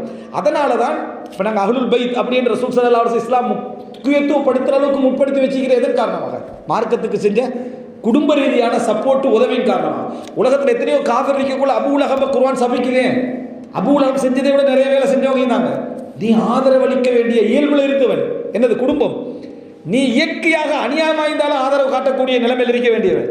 நீ நியாயத்துக்கு ஆதரவு காட்டலைன்னா அடுத்தவர்கள் உனக்கு தான் என்ன, நீ நன்மை செஞ்சேன்னா உனக்கு டபுள் கூலி என்ன இருக்குதுன்றதான் குர்ஆன் அணுகக்கூடிய முறை. எனவே அவர்கள்ட்ட போய் நியாயங்களை விளங்கப்படுத்த ட்ரை பண்ணுறதவனை பொறுத்த வரைக்கும் என்னுடைய கருத்து, கொஞ்சம் சிந்தனை வீரியம் குறைந்த ஒரு ஆள் அல்லது ஒரு அனுபவம் போதாத ஒரு ஆள், சிந்தனை நல்லா இருந்துச்சுன்னு அனுபவம் போராத ஒரு ஆள், எப்பயுமே குடும்ப ரீதியான இடங்களில் பெரிய தவறுகள் நடந்தால் தான் அதை கொண்டு போய் சொல்லி நியாயம் எடுத்து பார்க்கணும். மற்றபடி உள்ளதில் அவங்க ஒத்துமையாகிறத பார்த்து சந்தோஷப்பட்டுட்டு நம்ம விளையிடணும். அவங்க ஒத்துமையாக இருக்கிறத பார்த்து சின்ன சின்ன அதில் பகை அநியாயங்கள் இப்படி இருந்தாலும் குடும்பம் ஒத்துமையாக்கிதான், அதை குழப்பிடக்கூடாது. நீ நினைக்கிற உன்னோட நியாயமாக நடக்கிறன்னு உமா பிரித்து விடுறது, தம்பியை பிரித்து விடுறது, வணங்கிட்டா தாத்தா பிரித்து விடுறது, அவங்கெல்லாம் சேர்ந்துக்கிறது உலக நியாயம் என்று சொல்லி நீ என்ன செய்யணும், அதை ஏற்றுக்கொள்ள வேண்டும். உனக்கு கொஞ்சம் நியாயம் குறைஞ்சாலும் பரவாயில்ல, உனக்கு கொஞ்சம் நியாயம் குறைந்தாலும் பரவாயில்லை. எனவே ஒரு புத்திசாலியான நாளாக நினச்சிக்கிறணும். இயற்கையான ஒருவர் தொழிலில் பார்ட்னராக இருப்பார், இதில் மட்டுமல்ல தொழிலில் பார்ட்னராக இருப்பார். அவர்கிட்ட போய் இவர்கிட்ட நியாயம் காய்ச்சிட்டு தான் மிச்சம் செய்யும், கஷ்டமாயிடும். ஊர் ரீதியான உறவாக இருப்பார், ஊருக்கு வேறு ஊர்லேருந்து வந்தவர் என்ன செய்வார், ஊர்க்காரரை குறை சொல்லிக்கிட்டு இருப்பார். அவர் அந்த நிமிஷம் சில நியாயங்களை கேட்டுக்கிட்டு இருந்தாலும் அடுத்த நிமிஷம் என்னென்றால் நம்ம ஊர்க்காரன் ஒன்றை சேர்த்து விட்டுருவாங்க. அதோட டக்குன்னு எல்லாமே அவசரமாக என்ன செஞ்சிடும், திரும்பி விடும். எப்படி நியாயத்தை பேசுறது? அதனால் அல்-இன்சாஃப் அசீஸ், நீதம் இந்த இடத்துல நீங்கள் பார்த்தீங்கன்னா அரிதானது. இதுலேயே ஒரு மிக முக்கியமான விஷயம் என்ன தெரியுமா, 5வது விஷயம், குர்ஆன் சொல்லக்கூடிய ஒரு விஷயம், நம்ம நீதி நியாயங்கள் எங்கள்கிட்ட அதிகமாக யார் புரிந்து கொள்வார்கள் நம்ம நினைக்கிறோம்னா நெருக்கமானவங்க. குர்ஆன் என்ன சொல்லுதுன்னா அவன் தான் கூட அத்துமீறுவான். குர்ஆன் என்ன சொல்லுதுன்னா நீதி நியாயம், இப்போ அந்த இடத்துல பார்த்தீங்கன்னு சொன்னால் அடுத்தவருக்கு எதிராக வார நேரத்தில் குடும்பம் சேர்ந்துக்கின்றோம். குடும்பம் என்ன செஞ்சிடும், நெருக்கமானவர்கள் சேர்ந்து விடுவாங்க. ஆனால் நெருக்கமானவருக்குள்ள யார் அத்துமீறனா நெருக்கமானவங்க தான். புரிஞ்சுது உங்களுக்கு? நெருக்கமானவருக்குள்ள ஒரு பிரச்சனை, அத்துமீற யாருன்னு பார்த்தீங்கன்னா நெருக்கமானவன் தான் என்ன செய்வான், அத்துமீறுவாங்க. இவங்க அவசரமாக சேர்ந்து கொள்வாங்க. எப்போடா வெளியிலிருந்து ஒரு எதிரி வந்தால் இந்த குரூப்பில் என்ன செஞ்சிடும், சேர்ந்துடும். ஆயிஷா சொல்கிறேன், ஒன் நிசா உயன் சுரு பாதுஹுன்ன பாதா, பெண்கள் ஒருவருக்கொருவர் உதவி செய்து கொள்வார்கள். புகாரில் வர செய்தி, ஒன் நிசாவு என் சுரு பாதுஹுன்ன பாதா, பெண்கள் ஒருவருக்கொருவர் உதவி செய்து கொள்வார்கள். எப்போ விளைவிக்கணும்னா ஆண்களுக்கு எதிராக இருக்கிற டைமில் மட்டும், ஆண்களுக்கு எதிராக இருக்கக்கூடிய நேரத்தில் மட்டும். இல்லைன்னு வைங்க, பெண்கள் ஒருவருக்கொருவர் எதிரிகள். அவங்களுக்குள்ள எப்படி எதிரிகள் அப்படின்னு சொன்னால், மாமியை மருமகளுக்கு என்ன செய்யாது, பெரும்பாலும் பிடிக்காது. மருமகளுக்கு மாமியை என்ன செய்யாது, பிடிக்காது. இயற்கையாக பிடிக்காமல் போகுது. இது பிழை அல்ல, நுஃபூர் ஒன்று என்ன செய்யும், இயற்கையாக இருக்கு. மாமா மருமகனை பிடிக்காது, குறைவு. மாமா மருமகனை பிடிக்கவில்லை, மருமகன் மாமா பிடிக்கவில்லை என்ற சப்ஜெக்ட் என்ன செய்யும், குறைவாக இருக்கு. அதே போல் மனைவியாக வரவங்களுக்கு மைனியை பிடிக்காது, தங்கச்சியை. எங்கேயாவது மச்சானுக்கு பிடிக்காமல் போகிறது குறைவு. அப்போ இதில் இப்னு ஹஜர் அஸ்கலானி இந்த வார்த்தைக்கு ஷரஹ் எழுதுகிற டைமில் இந்த பெண்கள் ஒருவருக்கொரு உதவி செய்து கொள்வார்கள் என்றதை எப்படி புரிஞ்சு கொள்ளணும்? ஆண்களுக்கு எதிராக இருக்கக்கூடிய சந்தர்ப்பத்தில் அவர் சிறப்பாக கவனிக்கவில்லை, எனக்கு தன்னோடு சம்பந்தப்படாமல் வார டைமில் பெண்கள் ஒருவருக்கொருவர் உதவியாக என்ன செய்வார்கள், இருப்பார்கள் என்றது. இது பெண்களுக்கு எதிரானதல்ல. பெண்கள் எப்பொழுதும் தங்களுடைய இயல்புகளை புரிஞ்சு கொண்டு மார்க்க நிலைகளோடு தங்களை கட்டுப்படுத்திக் கொள்ள இந்த இயல்புகள் என்ன செய்யணும், புரிஞ்சுக்கணும். ஆண்களுடைய விஷயத்தில் ஆண்களுக்கு சில விஷயம் சொன்னது போல பெண்கள் அதை புரிஞ்சுக்கணும். நம்ம இந்த இடத்துல நம்ம நீதி அதாவது வெளியே போக வாய்ப்பு இருக்கு, அறிவை வளர்த்து கொள்ளணும். அப்போ நெருக்கமானவர்கள் மீறுவான் அல்லாஹ் எங்கே சொல்கிறான்டா குர்ஆன்ல, அதாவது இன்ன கதீரம் மினல் ஹுலஃபா லா யப்கி பஅதுஹும் அலா பஅதின் இல்லா அல்லதீன ஆமனு வ அமிலுஸ் ஸாலிஹாத். அல்லாஹ் தஆலா சொல்றான் வ கலீலும் மா, அதாவது அதிகமாக கலந்து பழகுகின்றவர்கள் ஒருவருக்கொருவர் அத்துமீறுகிறார்கள் என்றால் வ இன்ன கதீரம் மினல் ஹுலஃபா, ஹுலதான ஹல் கலந்து பழகக்கூடியவர்கள், ஹலீத் வணங்கிட்டா இஹ்திலாத்னு சொல்லுவோம். கலந்து பழகக்கூடியவர்கள் அதிகமாக ஒருவருக்கொருவர் அத்துமீறுகிறார்கள், ஈமான் கொண்டு நல்லமல்கள் செய்கின்றவர்களை தவிர. அப்படின்னா அவங்களோட தியானத்தை அவங்கள என்ன செய்யும், கட்டுப்படுத்த, அவங்களோட மார்க்கப்பற்ற அவங்கள கட்டுப்படுத்தி வச்சுக்கணும். ஆனால் அப்படி எத்தனை பேர் இருக்கிறாங்கண்ணா, இவங்க அதிகமட்டான அல்லாஹ் கலீலும் ஆகும், கொஞ்சம் பேர் தான்றான். நீதம் எப்பயுமே அரிதானது தான். அல்லாஹ் சொல்கிறான் கலீலும் ஆகும், அப்படிப்பட்டவர்கள் கொஞ்சம் தான் அப்படின்ற. இது எந்த கதையில் அல்லாஹ் சொல்கிறான்டா, ஒரு ஆளுக்கு 99 ஆடு, ஒருவருக்கு ஒரு ஆடு. இந்த 99 ஆடு உள்ளவே என்ன யோசிக்கணும், 49 அவனுக்கு கொடுக்கணும்ன்றது நியாயம். சரி, ஏதோ நம்மளோட இவ்வளோ காலம் வைக்கிற 49, இவர் எப்படி பேசுகிறாங்க பேத்து, உண்டை வச்சுட்டு நீ என்ன செய்ய போகிற, நமக்கு தான் 99 ஆடு, அதோ இதை சேர்த்துட்டு அவனுக்கு வேறு தொழில்கள் பார்த்துட்டு போயிடலாம்ன்ற லெவலில் தான் இவன்கிட்ட பேச்சிருக்கேன். பார்க்குற 2 பேரும் சரிதானே, உண்டை வச்சுட்டு பெருசாக அவனோட போட்டி போட்டுட்டிக்கிறத கொடுத்துட்டு போனால் சரின்னு ஒரு இது நீதியாக நியாயமான எந்த லிஸ்ட்டுக்குள்ளே வரும்னு பார்த்துக்கோங்க. அப்போ அதனால் அல்லாஹ் தஆலா என்ன சொல்கிறான்னா, அதிகமாக கலந்து பழகக்கூடியவர்கள் ஒருவருக்கொருவர் அத்துமீறக்கூடியவர்களாக இருக்கிறார்கள், ஒருவருக்கொருவர் அத்துமீறக்கூடியவர்களாக இருக்கிறார்கள், ஈமான் கொண்டு நல்லமல்கள் செய்கின்றவர்களை தவிர. அப்போ அதனால் இப்னு உஸைமீன் ரஹ்மத்துல்லாஹி சொல்கிறாங்க, நீங்கள் அதிகமாக காணுவீங்க மிக நெருக்கமானவர் தான் பகை, அத்துமீறக்கூடியவராக என்ன செய்வான், இருப்பான். காரணம் என்ன அப்படின்னு சொன்னால், அவர் அரபில் ஒரு காயிதா சொல்லுவாங்க, கத்ரத்துல் மிசாஸ் துஃப்கிதுல் இஹ்சாஸ். அதிகமான தொடர்பு உணர்வை இழக்க செய்யும், அதிகமான தொடர்பு உணர்வை இழக்க செய்யும். அதிகமாக கலந்து பழக பழக பழக பழக தூரத்துலேருந்து பார்த்தா அழகு குறையும், அழகு குறைஞ்சிட்டு வரும். கிட்ட நெருங்கினோடனே மைனஸ் நல்லா என்ன செய்யும், விளங்க ஆரம்பிக்கும். அப்போது உடனே ஒரு வார்த்தை சொல்லிடுறது, இப்படி நினச்ச பார்த்தா அவர் அப்படி இல்லை, நீ நினைச்சதுக்கு முதலாவது பிள்ளை, நீ மலக்கோடாய பழகிறாய் பிள்ளை, உன்னையும் இப்போ அவன் நினச்சிருப்பான், அவன் நல்லவன் சொல்லி சொல்லாம வைக்கிறான், அவன் நல்லவன் சொல்லி சொல்லாம வைக்கிறான். அப்போ உடனே கொஞ்சம் நான் நினச்ச மாதிரி இல்லைப்பா, நீ என்ன மாதிரி நினச்சிருந்தாய், நீ ஜிப்ரீல் மாதிரி, மீகாயில் மாதிரி, இஸ்ராஃபீல் மாதிரி நினச்சிருந்திருப்பாய். உண்ட சிந்தனையில் உள்ள பிள்ளையை கொண்டு போய் அவன்கிட்ட என்ன செய்வாய், அப்ளை பண்ணுவான். இப்போ இந்த மாதிரி கத்ரத்துல் மிசாஸ் துஃப்கிதுல் இஹ்சாஸ், அதிகமான தொடர்பு என்ன செய்யும் என்று சொன்னால் ஒருவருடைய உணர்வை என்ன செய்யும், இழக்க செய்யும். அப்போ இந்த உணர்வை அந்த இழக்க செய்யறதுக்கான அதிகமான இந்த அதனால நெருக்கமாக பழகிட்டு இருக்கிற டைமில் நம்ம தமிழில் விஷயம் சொல்லுவோம், முற்றத்து மல்லிகை என்ன செய்யாது, மணக்காது அப்படின்னு வச்சுக்கிறோம். நம்ம முற்றத்து மல்லிகைன்னு ஊரை மட்டும் நினைச்சிக்கிறேன், வீட்டுக்குள்ளேயும் தான் சரியா. முற்றத்து மல்லிகைன்றது வீட்டுக்குள்ளேயும் தான் இருக்கிற கணவனாக இருந்தாலும் சரி, இருக்கிற மனைவியாக இருந்தாலும் சரி, என்ன செய்யாது, நமக்கு மைனஸுடைய பகுதிகள் என்ன செய்யும், நிறைய விளங்கி கொண்டே இருக்கும். சிந்தனை உள்ளவன் தான் நினைப்பான் மைனஸை மட்டும்தான் இந்த இடம் காட்டும். நல்ல முறையில் யோசிச்சு பார்த்தா அதில் நிறைய நியாயங்கள் என்ன செய்யும், இங்கே இருக்கிறதுக்கு இருக்கும் அப்படின்றது விளங்காது. இதுக்கு ஷேக் அல்பானியோட சம்மந்தப்பட்ட ஒரு சின்ன ஒரு சம்பவம் ஒன்று. ஷேக் அல்பானி ஒரு ஹதீஸை தஹ்கீக் பண்ணிக்கிட்டு வர, அது என்ன ஹதீஸ்ன்னு சொன்னால், அதாவது அஸ்ஹதுன் நாஸி ஃபில் ஆலிமி அஹ்லுஹு வஜீரான், ஒரு அறிவுடையவன்ற விஷயத்தில் மிகவுமே பற்றுட்டு இருக்கக்கூடிய வேண்டாம் அவனோட குடும்பமும் அடுத்த வீடு வருது. ஒரு ஹதீஸ் அல்பானி அதை இட்டுக்கட்டப்பட்ட ஹதீஸ் என்றெல்லாம் சொல்லிட்டு லவதித்து அல்லவுக்கான ஹதீதா, இது ஹதீதாக இருந்திருக்க கூடாதான்றார். அந்த ஹதீஸ் இட்டுக்கட்டப்பட்டெல்லாம் சொல்லிட்டு ஒரு ஆரிமுடைய விஷயத்தில் மிகவுமே பற்றட்டவனாக யார் இருப்பான்டா, ஊர் டீச்சர் மாதிரி ஸ்கூலில் ஏதாவது ஊர்லேருந்து டீச்சராக போகிறவனுக்கு பெருசு மரியாதை கொடுக்க மாட்டான். வெளியூர்லேருந்து ஒருத்தர் டீச்சர் வந்திக்கிறான்னா அவனுக்கு ஒரு மரியாதை கொடுப்பான். ஆனால் ஊரில் உள்ள நல்லா படிப்பிப்பான், ஸ்கூலில் நல்ல ஊர் என்ற உணர்வோடு சேர்த்து படிப்பிப்பான். ஆனால் அவன்கிட்ட டியூஷன் கிளாஸுங்க அவனு போக மாட்டாங்க, அவன்கிட்ட படிப்புக்கு போக மாட்டார், வாப்பாவும் சேருதான் இவரும் சேருதான் ஒரு விதமாக சொல்லிப்பான். அவரை விட கொஞ்சம் அறிவு குறைஞ்சவரால் வெளியிருந்து வந்துடுவாங்க, வெளியிருந்து வந்து சொல்லி வேலை இல்லை அப்படின்னு அப்படி படிப்பிக்கிறார் அப்படி என்னென்ன அவரை சொல்லிக்கிட்டு இருப்பாங்க. அதனால் ஊர் பிரின்சிபல் மாதிரி எந்த ஸ்கூலில் வைக்கிறது அனுப்பிடுறது, வெளியூரில் ஒரு பிரின்சிபல் கொண்டு வந்து ஊரில் சேர்த்துறது, ஊர் உள்ள பிரின்சிபலும் ஊரில் இருக்கிறது ஓடிடுறது. சரியா? இங்கிருந்தா நம்மளே மதிக்க மாட்டான்னு ஓடிடுது, இல்லை மெட்ராஸில் போய் செட்டில் ஆகிடுது. என்னென்ன காரணம் என்ன ஊரில்? இது காரணம், இந்த சப்ஜெக்ட். அதாவது அஸ்ஹது நாசிஃபில் ஆலிமி அஹ்லுஹு வஜீரானு, ஒரு அறிஞருடைய விஷயத்தில் மிகவும் பற்றற்றவராக யார் இருப்பாண்டா? பக்கத்து வீட்டு காரணம் வீட்டில் உள்ளவரும் என்னது பற்றற்றவராக இருப்பார் அப்படின்னு சொல்லி வருது. அல்பானி என்ன சொல்கிறாங்கன்னா இது ஹதீஸாக இருந்திருக்க கூடாதா அப்படின்ற ஒரு வார்த்தையை சொல்கிறத என்ன செய்யும் பார்க்கிறோம். இப்போ இந்த நீங்கள் புரிஞ்சுக்கிட்டீங்கன்னா நெருக்கமானவர்கள் கூடுதலாக அத்துமீறுவார்கள்டா. முதலாவது நெருக்கமானவன்ட்ட நியாயங்களை சொல்கிறத குறைச்சிக்கணும். நிறைய பேர் நினைக்கிறீங்க வந்து நெருக்கமானவர்களோட பேசுகிற சந்தர்ப்பத்தில் அதிகமாக, ஆனால் இதெல்லாம் விதிவிலக்கானவங்க இருக்கிறாங்க. யார்? ஈமான் கொண்டவர்கள், சிறப்பான நல்லமலுடையவர்கள், மார்க்கத்தின் ஊடாக தங்களை கட்டுப்படுத்திக் கொள்ளக்கூடியவர்கள், இவைகளை புரிஞ்சவர்கள். இதில் விதிவிலக்கு தான், அவங்களுக்கு தெரியும் இதில் என்னன்னு சொல்லி. ஆனால் அதிகமானவர்களை பற்றி தான் என்ன செய்கிறேன் நான் இங்கே பேசுகிறேன், அரிதன்றது. இதை விளங்கிட்டீங்கன்னா நெருக்கமானவன்ட்ட அடிக்கடி நியாயத்தை சொல்லிட்டு கூடாது. நெருக்கமானவன்ட்ட காலையில் நியாயம், பகல்லே நியாயம், நைட்லே நியாயம் பேச அவன் சும்மா கேட்டுட்டு இருக்கிறான். அவன் என்ன செய்யறா? சும்மா கேட்டுட்டு இருப்பான். நீங்கள் நினைக்கிறீங்க உங்களோட நியாயத்தை அவன் செய்வது கொடுத்துட்டு டெய்லி இதுதான்றதுக்காக அவன் என்ன செய்யறான்? கேட்டுட்டு இருப்பானே தவிர நீங்கள் அந்த நியாயங்களை அடிக்கடி அடிக்கடி அடிக்கடி என்ன செய்யக்கூடாது? பிரஸ்தாபித்து கொண்டு இருக்கக்கூடாது. அவர் அப்படித்தான் அவரை நியாயப்படுத்திக்கிட்டே இருப்பார்னு சுருக்கமாக முடிச்சிருவாங்க நீ சொன்ன அத்தனை நியாயங்களை. சரியா? அதனால் இந்த லெவலுக்கு நம்ம என்ன செய்யக்கூடாது? போகக்கூடாது. அதிகமாக நம்முடைய நியாயங்களை புரிந்து கொள்ளுதல் என்பது அரிது என்ற இடத்த நம்ம என்ன செய்யணும்? இந்த இடத்துல தெரிஞ்சுக்கிறோம். அடுத்த கட்டமாக நீங்கள் என்ன செய்யணும்னா, சில நியாயங்களை பொறுத்த வரைக்கும் நீங்கள் வெளிப்படுத்த முடியாத ஒரு கட்டத்தில் இருக்கு. சில நியாயங்களை வெளிப்படுத்த முடியாத கட்டத்தில் உங்களுக்கும் அவங்க சில நியாயங்களை ஏற்றுக்கொள்ள முடியாத கட்டத்தில் இருப்பாங்க. நீங்கள் நியாயமற்றவன் இடத்துக்காக அல்ல, அவங்களுக்கு இன்னும் பல வேலைகள், இன்னும் பல இடங்களில் இருக்கக்கூடிய சில விஷயங்கள் இந்த இடத்துல பேசக்கூடாதுன்ற நியாயத்தை அவங்களுக்கு சொல்லி, நீங்கள் நியாயமானவர் என்று 100% தெரிந்தும் உங்களுடைய நியாயங்களை சிறப்பாக அறிந்தும் அந்த நியாயங்களை உங்களுக்கு வெளிப்படுத்தாமல் அவங்க மௌனமாக இருக்க வேண்டிய கட்டம் வரும். என்ன இவர் இவ்வளவு சொல்லி மௌனம்? இப்போ சொல்லுங்கள், நான் சரியா பிள்ளையாண்டால் அவன் மௌனமாக இருந்திருப்பான்.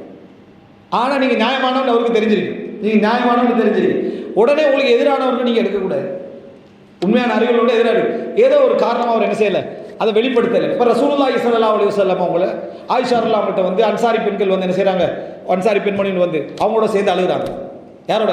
ஆயிஷாவோட சேர்ந்து அவங்களும் அழுகிறாங்க. அதாவது ஆயிஷா ரதியல்லாஹு அதை மறக்க முடியாத அளவில், அந்த வார்த்தை இருக்குல்ல, ஆனால் மறக்க முடியாத அளவில் அவங்களோட பக்கத்தில் நின்று என்ன செய்கிறாங்க? அழுகிறாங்க அன்சாரி பெண்மணி. இந்த அளவில் நடந்து கொள்றாங்க அந்த அன்சாரி பெண். உம்மு மிஸ்தா ஆயிஷா அவங்களுக்கு சார்பாக நடந்து கொள்றாங்க. ரசூலுல்லாஹி ஸல்லல்லாஹு அலைஹி வஸல்லம் எதிராக இருக்கல, ஆனால் சார்பான வார்த்தை ஆயிஷா ரதியல்லாஹு அன்ஹாவுக்கு வெளிப்படுத்தலை. ரசூலுல்லாஹ் நிற்கிறாங்க அப்படின்னு அர்த்தம் என்ன? ரசூல் ஸல்லல்லாஹு அலைஹி வஸல்லம் அவங்களோட பக்கத்தை நியாயத்தை புரியாமல் இல்லை, ஆனால் ரசூலுல்லாஹ் அப்படி இருக்க வேண்டிய ஒரு இடத்துல இருக்கிறாங்க. காரணம், ஒரு சமூக தலைவர் தனது நீதியை வெளி உலகத்துக்கு நிரூபிக்க வேண்டிய ஒரு இடத்துல ரசூலுல்லாஹ் நின்றுட்டு இருக்கிறாங்க. மனைவிக்கு சார்பானவர், குடும்பத்துக்கு சார்பானவர் என்ற இடத்துக்கு அவங்க என்ன செய்யக்கூடாது? போகக்கூடாது என்ற ஒரு இடத்துல இருக்கிறாங்க. நமக்கு அந்த லெவலில் வந்தால் நம்ம சார்பாய்க்கலாம் மனைவி. ரசூலுல்லாஹ்ங்களுக்கு அந்த நிலைமை இல்லை. இதை ஒருத்தர் சுன்னத்தா பின்பற்றி நான் ஏன் நியாயமாக இருந்தேன் ரசூலுல்லாஹ் அப்படி இருந்தாங்க, உனக்கு என்ன, உனக்கு வகை இறங்குறது இல்லை. அங்கே வகை இறங்கிட்டு ஆனால் ரசூலுல்லாஹ் அப்படி இருக்க வேண்டிய ஒரு கட்டத்தை என்ன செய்கிறாங்க? ரசூலுல்லாஹ் இருக்கிறாங்க. அப்போ ரசூலுல்லாஹ் தான் அந்த அல் குர்ஆன் வசனத்தை என்ன செய்கிறாங்க? ஆயிஷாட்ட சொல்கிறாங்க, அல்லாஹ் தஆலா உங்களை தூய்மைப்படுத்திட்டாங்க. ரசூலுல்லாஹ்களுக்கு எழுப்பி தேங்க்ஸ் பண்ணுங்கன்னு சொன்ன உடனே அபூபக்கர் அவங்களோட மனைவி சொன்ன உடனே என்ன சொன்னாங்க? இவருக்கு நான் ஏன் நன்றி செலுத்தணும்னு கேட்டாங்க ஆயிஷா. இவருக்கு ஏன் நான் நன்றி செலுத்தணும்? நான் நன்றி செலுத்தணும் அல்லாஹ்வுக்காக தான். அப்படின்னா ரசூலுல்லாஹ் அநீதியாக நடந்து அர்த்தம் இல்லை. ரசூலுல்லாஹ் எனக்கு சார்பாக என்ன செய்யலை இருக்கல. ரசூலுல்லாஹ் சார்பாக இல்லாமல் இருக்கிறதுக்கான சில நியாயங்கள் என்ன செஞ்சது? ரசூலுல்லாஹி ஸல்லல்லாஹு அலைஹி வஸல்லம் இருந்துச்சு. ஆயிஷா அவங்க நியாயம் இல்லாதவர் என்பதற்காக. எனவே என்மை சூழ உள்ள எல்லாருமே நீங்கள் நியாயமானவர், நீங்கள் நியாயமானவர்கள் சொல்லாமல் இருக்கிறதுக்கு காரணம் நம்ம நியாயம் இல்லைன்னு அர்த்தம் அல்ல. அவர்களுக்கென சில வாழ்க்கையில் சில அடுத்த சிறப்பு நியாயங்கள் சில பகுதி இருக்கும். ஒரு மனைவி ஒரு விஷயம் பேசுகிற சந்தர்ப்பத்தில் கணவன் அமைதியாக இருப்பான். மனைவி நியாயம் இல்லைவான்னு அர்த்தம் அல்ல, பேசப்படுறது நம்மளை தாயை பற்றின்னு அர்த்தம். பேசப்படுறது நம்மளோட தாயை பற்றின்னு அர்த்தம். மனைவிக்கு நம்ம அவரோட தம்பியை பற்றி ஏதோ ஒன்று சொல்லிக்கிட்டு இருப்போம், அவங்க மௌனமாக இருப்பாங்க. நீ நியாயம் இல்லைன்னு அர்த்தம் அல்ல, பேசப்படுறோட தம்பியை பற்றி. அதனால் சில நேரங்களில் அந்த இடத்தோரை பாதுகாக்க வேண்டிய கட்டம் அவங்களுக்கு என்ன செய்ய இருக்கும். அதனால் அமைதியாக என்ன செஞ்சுட்டு இருந்திருப்பான். அவங்க அங்கே போய் உபதேசம் செய்வதற்கான வாய்ப்பு இருக்குது. உமர் இப்னு கத்தாப் எல்லாம் கொல்லப்பட்டது எதனால் தெரியுமா? இந்த நியாயத்தை புரிஞ்சு கொள்ளாதனால. அபுல் குலுவா அவர்கிட்ட வந்து உமர் ரலியல்லாஹு அவர் வந்து சொல்கிறாரு, இப்படி தான் எனக்கு சில இந்த அதாவது முகீரத் இப்னு ஷுபா வந்து இப்படி நடந்து கொள்றாரு, முறையாக நடந்து கொள்றாரு இல்லை அப்படின்னு சொன்ன உடனே உமர்லாம் என்ன பதில் சொல்கிறாங்கன்னா, நீங்கள் வந்து என்ன செய்யுங்க, உங்களோட எஜமானனோட சிறப்பான முறையில் நடந்துக்கங்கன்றாங்க. மனசுக்குள்ளே வச்சுக்கிறாங்க. அட்வைஸ் சொன்னாங்க என்ன செய்யணும் பண்ணணும். அட்வைஸை இவர்கிட்ட பண்ணுறேன்னு சொன்னால் இவர் அவருக்கு எதிராக கிளம்பக்கூடிய மன உணர்வுக்கு வந்துடுவார்னு சொல்லலை. இது இந்த ஒரு அற்ப காரணமாகத்தான் உமர் ரலியல்லாஹு அன்ஹு என்ன செய்யுது கொள்கிற அளவுக்கு என்ன செஞ்சது வந்தது அப்படின்றத பார்க்கும். எனவே தான் இதில் நம்ம கவனமாக இருக்கணும். இதனால தான் இமாம் மாலிக் இப்னு அனஸ் ரஹிமஹுல்லா இதை நீங்கள் பார்த்துக்கங்க. மாலிக் இப்னு அனஸ் ரஹிமஹுல்லா அவங்க வந்து எப்பயுமே என்ன செய்வார், அதாவது இந்த பள்ளிக்கு 5 நேரம் வந்து ஜனாசா தொழுகைகளை கலந்து கொண்டு எல்லாத்துலேயும் கலந்து கொள்ளக்கூடியவங்களாக இருந்தாங்க. திடீர்னு கொஞ்சம் காலத்தில் ஜனாசா தொழுகைகளை கலந்து கொள்றது என்ன செஞ்சாங்க, விட்டுட்டாங்க.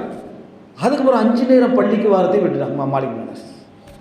அப்போ மக்கள் வந்து கொஞ்சம் அது நீண்ட காலமாக அப்பவும் போய் கேட்குறாங்க, ஏன் நீங்கள் இப்படி வாரீங்க இல்லைன்னு சொல்லி.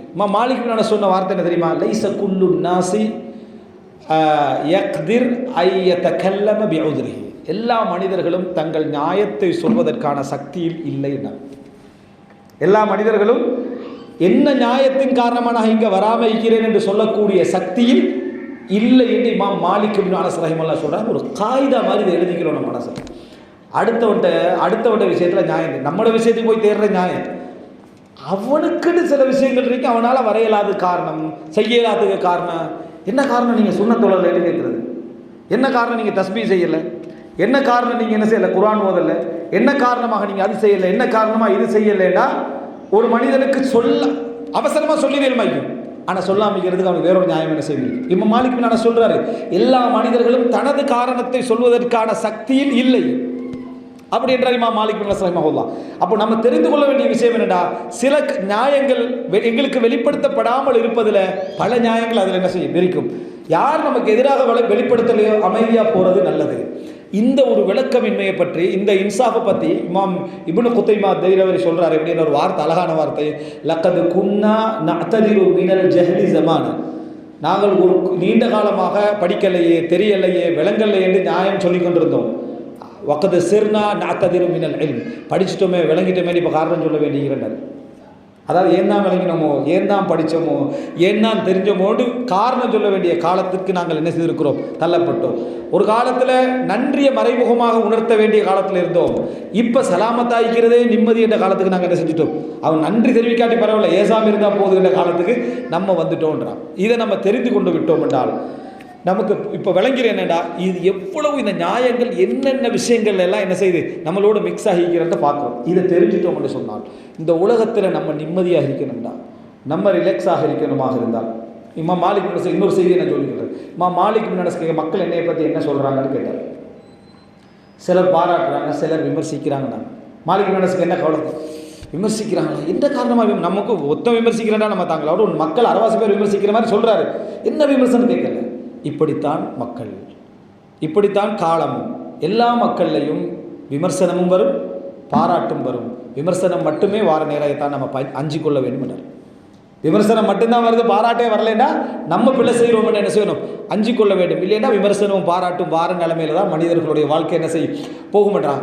இதை நம்ம விளங்கினோம்டா நமக்கு நம்ம செய்து கொள்ள வேண்டிய ஒரு உபதேசம் என்ன தெரியுமா, எந்த நேரத்திலும் நாங்கள் அடுத்தவர்கள் நம்மை நியாயப்படுத்த வேண்டும், நமது நியாயங்களை புரிந்து கொள்ள வேண்டும், அதில் தான் எங்களோட நிம்மதி என்ற இடத்துக்கு போகக்கூடாது. அதில் தான் நம்ம அந்த நிம்மதி என்ற இடத்துக்கு போகக்கூடாது. எப்பொழுதுமே அதாவது கத்திமில் மஅரூஃபு வர்ஹம், நன்மையை செய் நகர்ந்து விடு, நன்மையை செய் நகர்ந்து விடு. லா தந்ததிர் சுக்ரன் வலா திக்ரா, நன்றியையும் எதிர்பார்க்காத புகழையும் என்ன செய்யாத எதிர்பார்க்காத. பெரிய மருந்து, லா நுரீது மின்கும் ஜஸாஅன் வலா ஷுக்கூரா, உங்களிடத்தில் கூலியும் எதிர்பார்க்கவும் இல்லை நன்றியும் நம்ம என்ன எதிர்பார்க்கல. நல்லதை செய்யணும், விரக்தியிலே நகரக்கூடாது. இவன் என்ன மதிக்க போராடு, விரக்தியிலே நகர, விரக்தியில் நகர சொன்னார்கள் வழங்கக்கூடாது.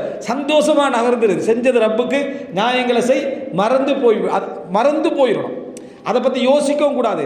என்ன நியாயம் என்ன நியாயம், இது சுபஹானல்லாஹ், நீங்கள் எந்த அடிப்படையில் செய்யலாம்னு அட்ரஸ் இல்லாத ஃபேஸ்புக்கில் கமெண்ட் பண்ணிடுவான். அதுக்கு 2 ஹவர் விளங்கப்படுத்திட்டான். ஓகேன்னு போட்டு பேத்துறான் ரிட்டன். இவர் 2 ஹவர் விளக்கப்படுத்தினவரோட பதில் தெரியுமா, ஓகே. இதுக்கு நீயே இந்த மாதிரி ஒரு லெவலுக்கு நீ போகணும், யாருன்னு தெரியல 2 ஹவர் விளக்கம் வேறு கொடுக்குறாரு. அவ்வளவுக்கு நம்மளை நிரூபிக்க வேண்டிய ஒரு நிலைமையிலே நம்ம இருக்கிறோம். சுப்ஹானல்லாஹ், அல்லாஹு தஆலா வெளிப்படையானவரோட குர்ஆன் வசனம் சொல்லுது, அந்த ரப்புக்கு மனைவிக்கின்றாங்க புள்ளைக்கின்றாங்க. அல்லாஹ்வுக்கு மனைவி இருக்கி புள்ளை இருக்கி, மலக்குமார்கள்லாம் பெண்கள் என்று சொல்கிறான். அந்த ரப்புக்கு எதிராக உலகமே இணை வச்சுக்கிட்டு, அதை விடவா நம்ம சுபஹானி, சுபஹானல்லாஹ், அல்லாஹு தஆலா தூய்மையானவன், சுபஹானி நான் தூய்மையானவன், நியாயப்படுத்த உன்னை நியாயம் இல்லாமலே விளங்கட்டும். என்ன காரணமாக தெரியுமா, நீ நியாயம் இல்லாமல் நடந்த இடங்களுக்கு மன்னிப்பாக அமைகிறதுக்கு, நீ நியாயம் இல்லாமல் நடந்த இடங்களுக்கு மன்னிப்பாக அமைகிறது, விளங்கிட்டு போகட்டும். அப்படி நினைக்காம எல்லா இடத்துலையும் சுபஹானி, நான் தூய்மையானவன், நான் என்ன நியாயம் என்ன விளங்கப்படுத்த போகிறது உன்னிடத்துல, நல்லது செய் நகரணும் என்கின்ற ஒரு சிந்தனைக்கு நம்மளே நம்ம என்ன செய்யணும், உருவாக்கி கொள்ள வேண்டும். ரசூலுல்லாஹி ஸல்லல்லாஹு அலைஹி வஸல்லம் தூய்மையான வாழ்க்கை வாழ்ந்து துறவற வாழ்க்கை வாழவும் இல்லை. 11 மனைவியோட வாழ்ந்தவங்களுக்கு எவ்வளவு மோசமான கெட்ட கெட்ட குற்றச்சாட்டுகளை ரசூல் ஸல்லல்லாஹு அலைஹி வஸல்லம் அவங்களுக்கு வச்சுக்கிறாங்க. மனைவிமார்களால் சான்று வழங்கப்பட்ட ஒரு மைனஸ் சொல்லப்படாத ஒரு தலைவருக்கு உலகத்தில் எத்தனை பேர் குற்றச்சாட்டு வைக்கிறாங்க. முஸ்லீம்கள் எத்தனை பேர் அதில் நோயாளியாக பேசிக்கிறாங்க. ஷியாக்கள் போனவங்க, வெளியுள்ளவங்களோட முஸ்லீம்கள் ஷியா பட்டியலில் இருக்கக்கூடிய அந்த லிஸ்ட்டுக்குள்ளே வந்தவங்க செய்கிறாங்களா இல்லை? அப்போ இந்த மாதிரிலாம் நீங்கள் எடுத்து பார்த்தீங்க அப்படின்னு சொன்னால் இவர்களுக்கெல்லாமே வந்திருக்கிற சந்தர்ப்பத்தில் நமக்கு அப்படி வராதன்ற ஒருத்தன் எதிர்பார்க்கிறவன்ட அவர் மஹ்லூக் அக்லியன், என்னது அதாவது சிந்தனை ரீதியாக அவருக்கு என்னமோ பிரச்சனைகள் தானே அர்த்தம். அப்போ இப்படி வர டைமில் மனைவி விட்டுன நியாயங்களை சொல்வது, அதுக்கப்புறம் பிள்ளைகிட்ட நியாயங்களை சொல்வது, அப்படி உண்மையாக அவர்கள் நீதியானவர்களாக இருந்தால், உண்மையில் அவர்கள் ஃபித்ரத்தோடு படைக்கப்பட்டவர்களாக இருந்தால் உங்களோட நியாயங்களை என்ன செய்வாங்க, இன்றைக்கு புரிந்து கொள்ளாது விட்டாலும் நாளை ஒரு நாள் என்ன செய்வாங்க, புரிஞ்சு கொள்வாங்க. புரிய வைக்க முடியும் அவசரப்படுறது, உனக்கு ஒரு டைம் வரும், அப்போ என்னையை பற்றி வழங்கு. என்னதுக்கு அந்த டைம் வரணும், நீ அது வரைக்கும் வெயிட் பண்ணணும். அந்த டைம் ஏன் வரணும், அட்வைஸுக்கு பண்ணலாம், பிள்ளையோட தரபியாவுக்கு பண்ணலாம். அதை தவிர இந்த மாதிரி என்ன செய்யக்கூடாது, பண்ணக்கூடாது. நம்ம எங்களுக்குள்ள நிம்மதியாக இருக்கணும்டா, மனசில் ஆற்றல் உடையவர்களாக இருக்கணும்டா, பழக்குங்க. நியாயங்களை சொல்லாமலே நீங்கள் என்ன செய்ய போங்க. உங்கள்கிட்ட நியாயத்தை கிண்டுறதுக்கு ஒத்த வருவேன். நான் பொதுவாக அதிலே ஆரம்பிக்கிற தெரியுமா, நான் பொதுவாக நியாயம் சொல்கிறது இல்லை, நீங்கள் கேட்டதுக்காக சொல்கிறேன், வெயிட் பண்ணின மாதிரி சொல்லுவாங்க, வணங்கிட்டா. இந்த மாதிரி தன்மையே எடுத்துட்டு நியாயங்கள் எதுவுமே சொல்லாமல் பொறுமையாக பணிவாக நம்மளை பற்றி தவறாக விளங்கினா முடிஞ்சால் மிகவும் தூரமாக போகிற டைமில் விளங்கப்படுத்திட்டு, இல்லைன்னா அமைதியாக போகக்கூடிய ஒரு மனோபக்குவத்துக்காகத்தான் இந்த தலைப்பு. அதாவது இதை மாற்றவே இயலாது இந்த உலகத்தில். நீங்கள் நிம்மதியாக இருக்கணும். ஒரு காலம் வரும், நீங்கள் 70 வயசாகுவீங்க, ஒரு 75 வயசாகுவீங்கன்னு வைங்களேன், அந்த ஒரு இடத்துக்கு வந்துடுவீங்களே, நீங்கள் குடும்ப ரீதியாக சமுதாய ரீதியாக ஊருக்கு செஞ்ச சேவைகளை தெரியாத பிள்ளைகளும் சமூகமும் உங்களோட குடும்பத்தில் ஊரில் பிறக்கும். நீங்கள் யாருன்னு உங்களை வந்து ஒரு வீல் சேர்லையும் உங்களுக்கு நீங்கள் ஒரு சுமையாகவும் இருக்கக்கூடிய ஒரு காலகட்டத்தில் பிறக்கும். நீங்கள் அவர்களை பார்த்து அவர்கள் உங்களை நக்கல் அடிக்கக்கூடிய வயசில் வந்தாலும் என்ன செய்வாங்க, வருவாங்க. அவர்களை பார்த்து நீங்கள் மனம் நொந்து கொண்டிருக்கிறதா, லா நுரீது மின்கும் ஜஸாஅன் வலா ஷுக்கூரான். குடும்பத்திலே வரலாம். ஒரு மூத்த, அதாவது தந்தையுடைய மூத்த சகோதரருடைய தியாகம் தெரியாத கடைசி புள்ளியோடு என்ன செய்யலாம், உருவாகலாம். உங்களே சுமையாக பார்க்குற புள்ளியோடு உருவாகலாம். அவரை படிப்பிக்காதது கடைசி தம்பியுடைய குத்தமாக இருக்கும். நீங்கள் அதை பார்த்து வேதனைப்படுற இடத்துல நீங்கள் நிற்க போகிறீங்களா? நான் என்னெல்லாம் நியாயம் செஞ்சேன், இந்த குடும்பத்துடைய அத்திவாரம் உங்களோட நன்மைகள் இழக்க போகிறீங்களா? இன்னும் மற்றவர்களும் உங்களுக்கு எவ்வளோ உதவி செஞ்சுப்பாங்க அந்த சகோதரர்கிட்ட, அந்த ஹெசானை மறைக்க போகிறீங்களா? அப்போ இதால் எதுவுமே இல்லாமல் அமைதியாக கடந்து செல்லுதல் என்பது அதை விரக்தியிலையும் இல்லை, அப்படியே அந்த அமைதியாக போகிற அந்த ஸ்லோ மோஷன் அதுவும் அல்ல. சரியா, உண்மையாகவே சந்தோஷத்தோடு திருப்தியோடு ரப்பிட்டு என்ன செய்கிறேன் போகிறேன் அப்படி என்று சொல்லக்கூடிய அமைப்பில் ஒரு நல்ல திடகாத்திரமான நம்பிக்கையோடு யாருக்கு நியாயங்களை வழங்கப்படுத்தாமல் உண்மையாக கேட்கக்கூடிய ஒருவன் கிடைச்சா ஒரு ஆறுதலை பகிர்ந்து கொண்டு நீங்கள் போகிற பயணம்தான் இந்த உலகத்தில் உங்களை நல்லவன் என்று மாற்றுமே தவிர, அல்லாஹ்விடத்தில் அங்கீகாரத்தை உருவாக்குமே தவிர, நியாயம் பேசி நியாயப்படுத்தி நியாயத்தை விளங்கப்படுத்திட்டு போனீங்கன்னு சொன்னால் நிச்சயமாக நீங்கள் அதிக பிரஸ்தாவி அவரை பற்றியே பேசிக்கிட்டு நிற்பார், அவர் செஞ்சதான் நியாயம் பண்ணி இன்னொரு ரூட்டால் வந்துடுறது. சரியா, எதுவும் இல்லாமல் வாழ்கிறது மிகவும் திருப்தி. அல்லாஹு தாலா இன்னல்லாஹ லா யுதிஉ அஜ்ரல் முஹ்சினீன், இந்த உலகத்தில் உபகாரம் செய்தவர்களுடைய கூலியை அல்லாஹு தாலா வீணாக்குவது இல்லை. அல்லாஹு தாலா இந்த உலகத்தில் உபகாரமாக வாழ்ந்த முஹ்சினீன்களுடைய கூலியை யார் மறந்தாலும் படைச்ச ரப்புல் ஆலமீன் ஒரு நாள் என்ன செய்ய மாட்டான், மறக்க மாட்டான். நீங்கள் கொடுத்த ₹1 இருந்தாலும் சரி, நீங்கள் சுமந்த ஒரு சின்ன சுமையாக இருந்தாலும் சரி, நீங்கள் சுஜூதில் வடித்த ஒரு சிறிய கண்ணீர் துளியாக இருந்தாலும், உலகமே மறந்தாலும் நீங்களும் மறந்தாலும் ரப்புல் ஆலமீன் என்ன செய்வான், அந்த எஹ்சானை கொண்டு வருவான். அந்த நம்பிக்கை மட்டும் நமக்கு இருந்ததுன்னு சொன்னால் யார்கிட்டையும் நம்ம விரக்தி அடைத்தேலும், யார்கிட்டையும் நம்மளோட சாதனைகளை சொல்ல வேண்டிய அவசியம் இல்லை. அழகான முறையில் என்ன செய்யலாம், நாம் கடந்து போய்கொண்டே இருக்கலாம். இதே மாதிரி நமக்குள்ள இதே நியாயங்கள் அடுத்தவர்களுக்கும் என்ன செய்யும் இருக்கும் என்று அவனோடையும் நம்ம என்ன செய்யணும், காரணம் சொல்லி நடந்து கொள்ளக்கூடிய மக்களாக அல்லாஹு தாலா என்னையும் உங்களையும் ஆக்கியால் புரிவானாக. هذا ما عندي والعلم عند الله وأقول قولي هذا وأستغفر الله لي ولكم والسلام عليكم ورحمة الله وبركاته.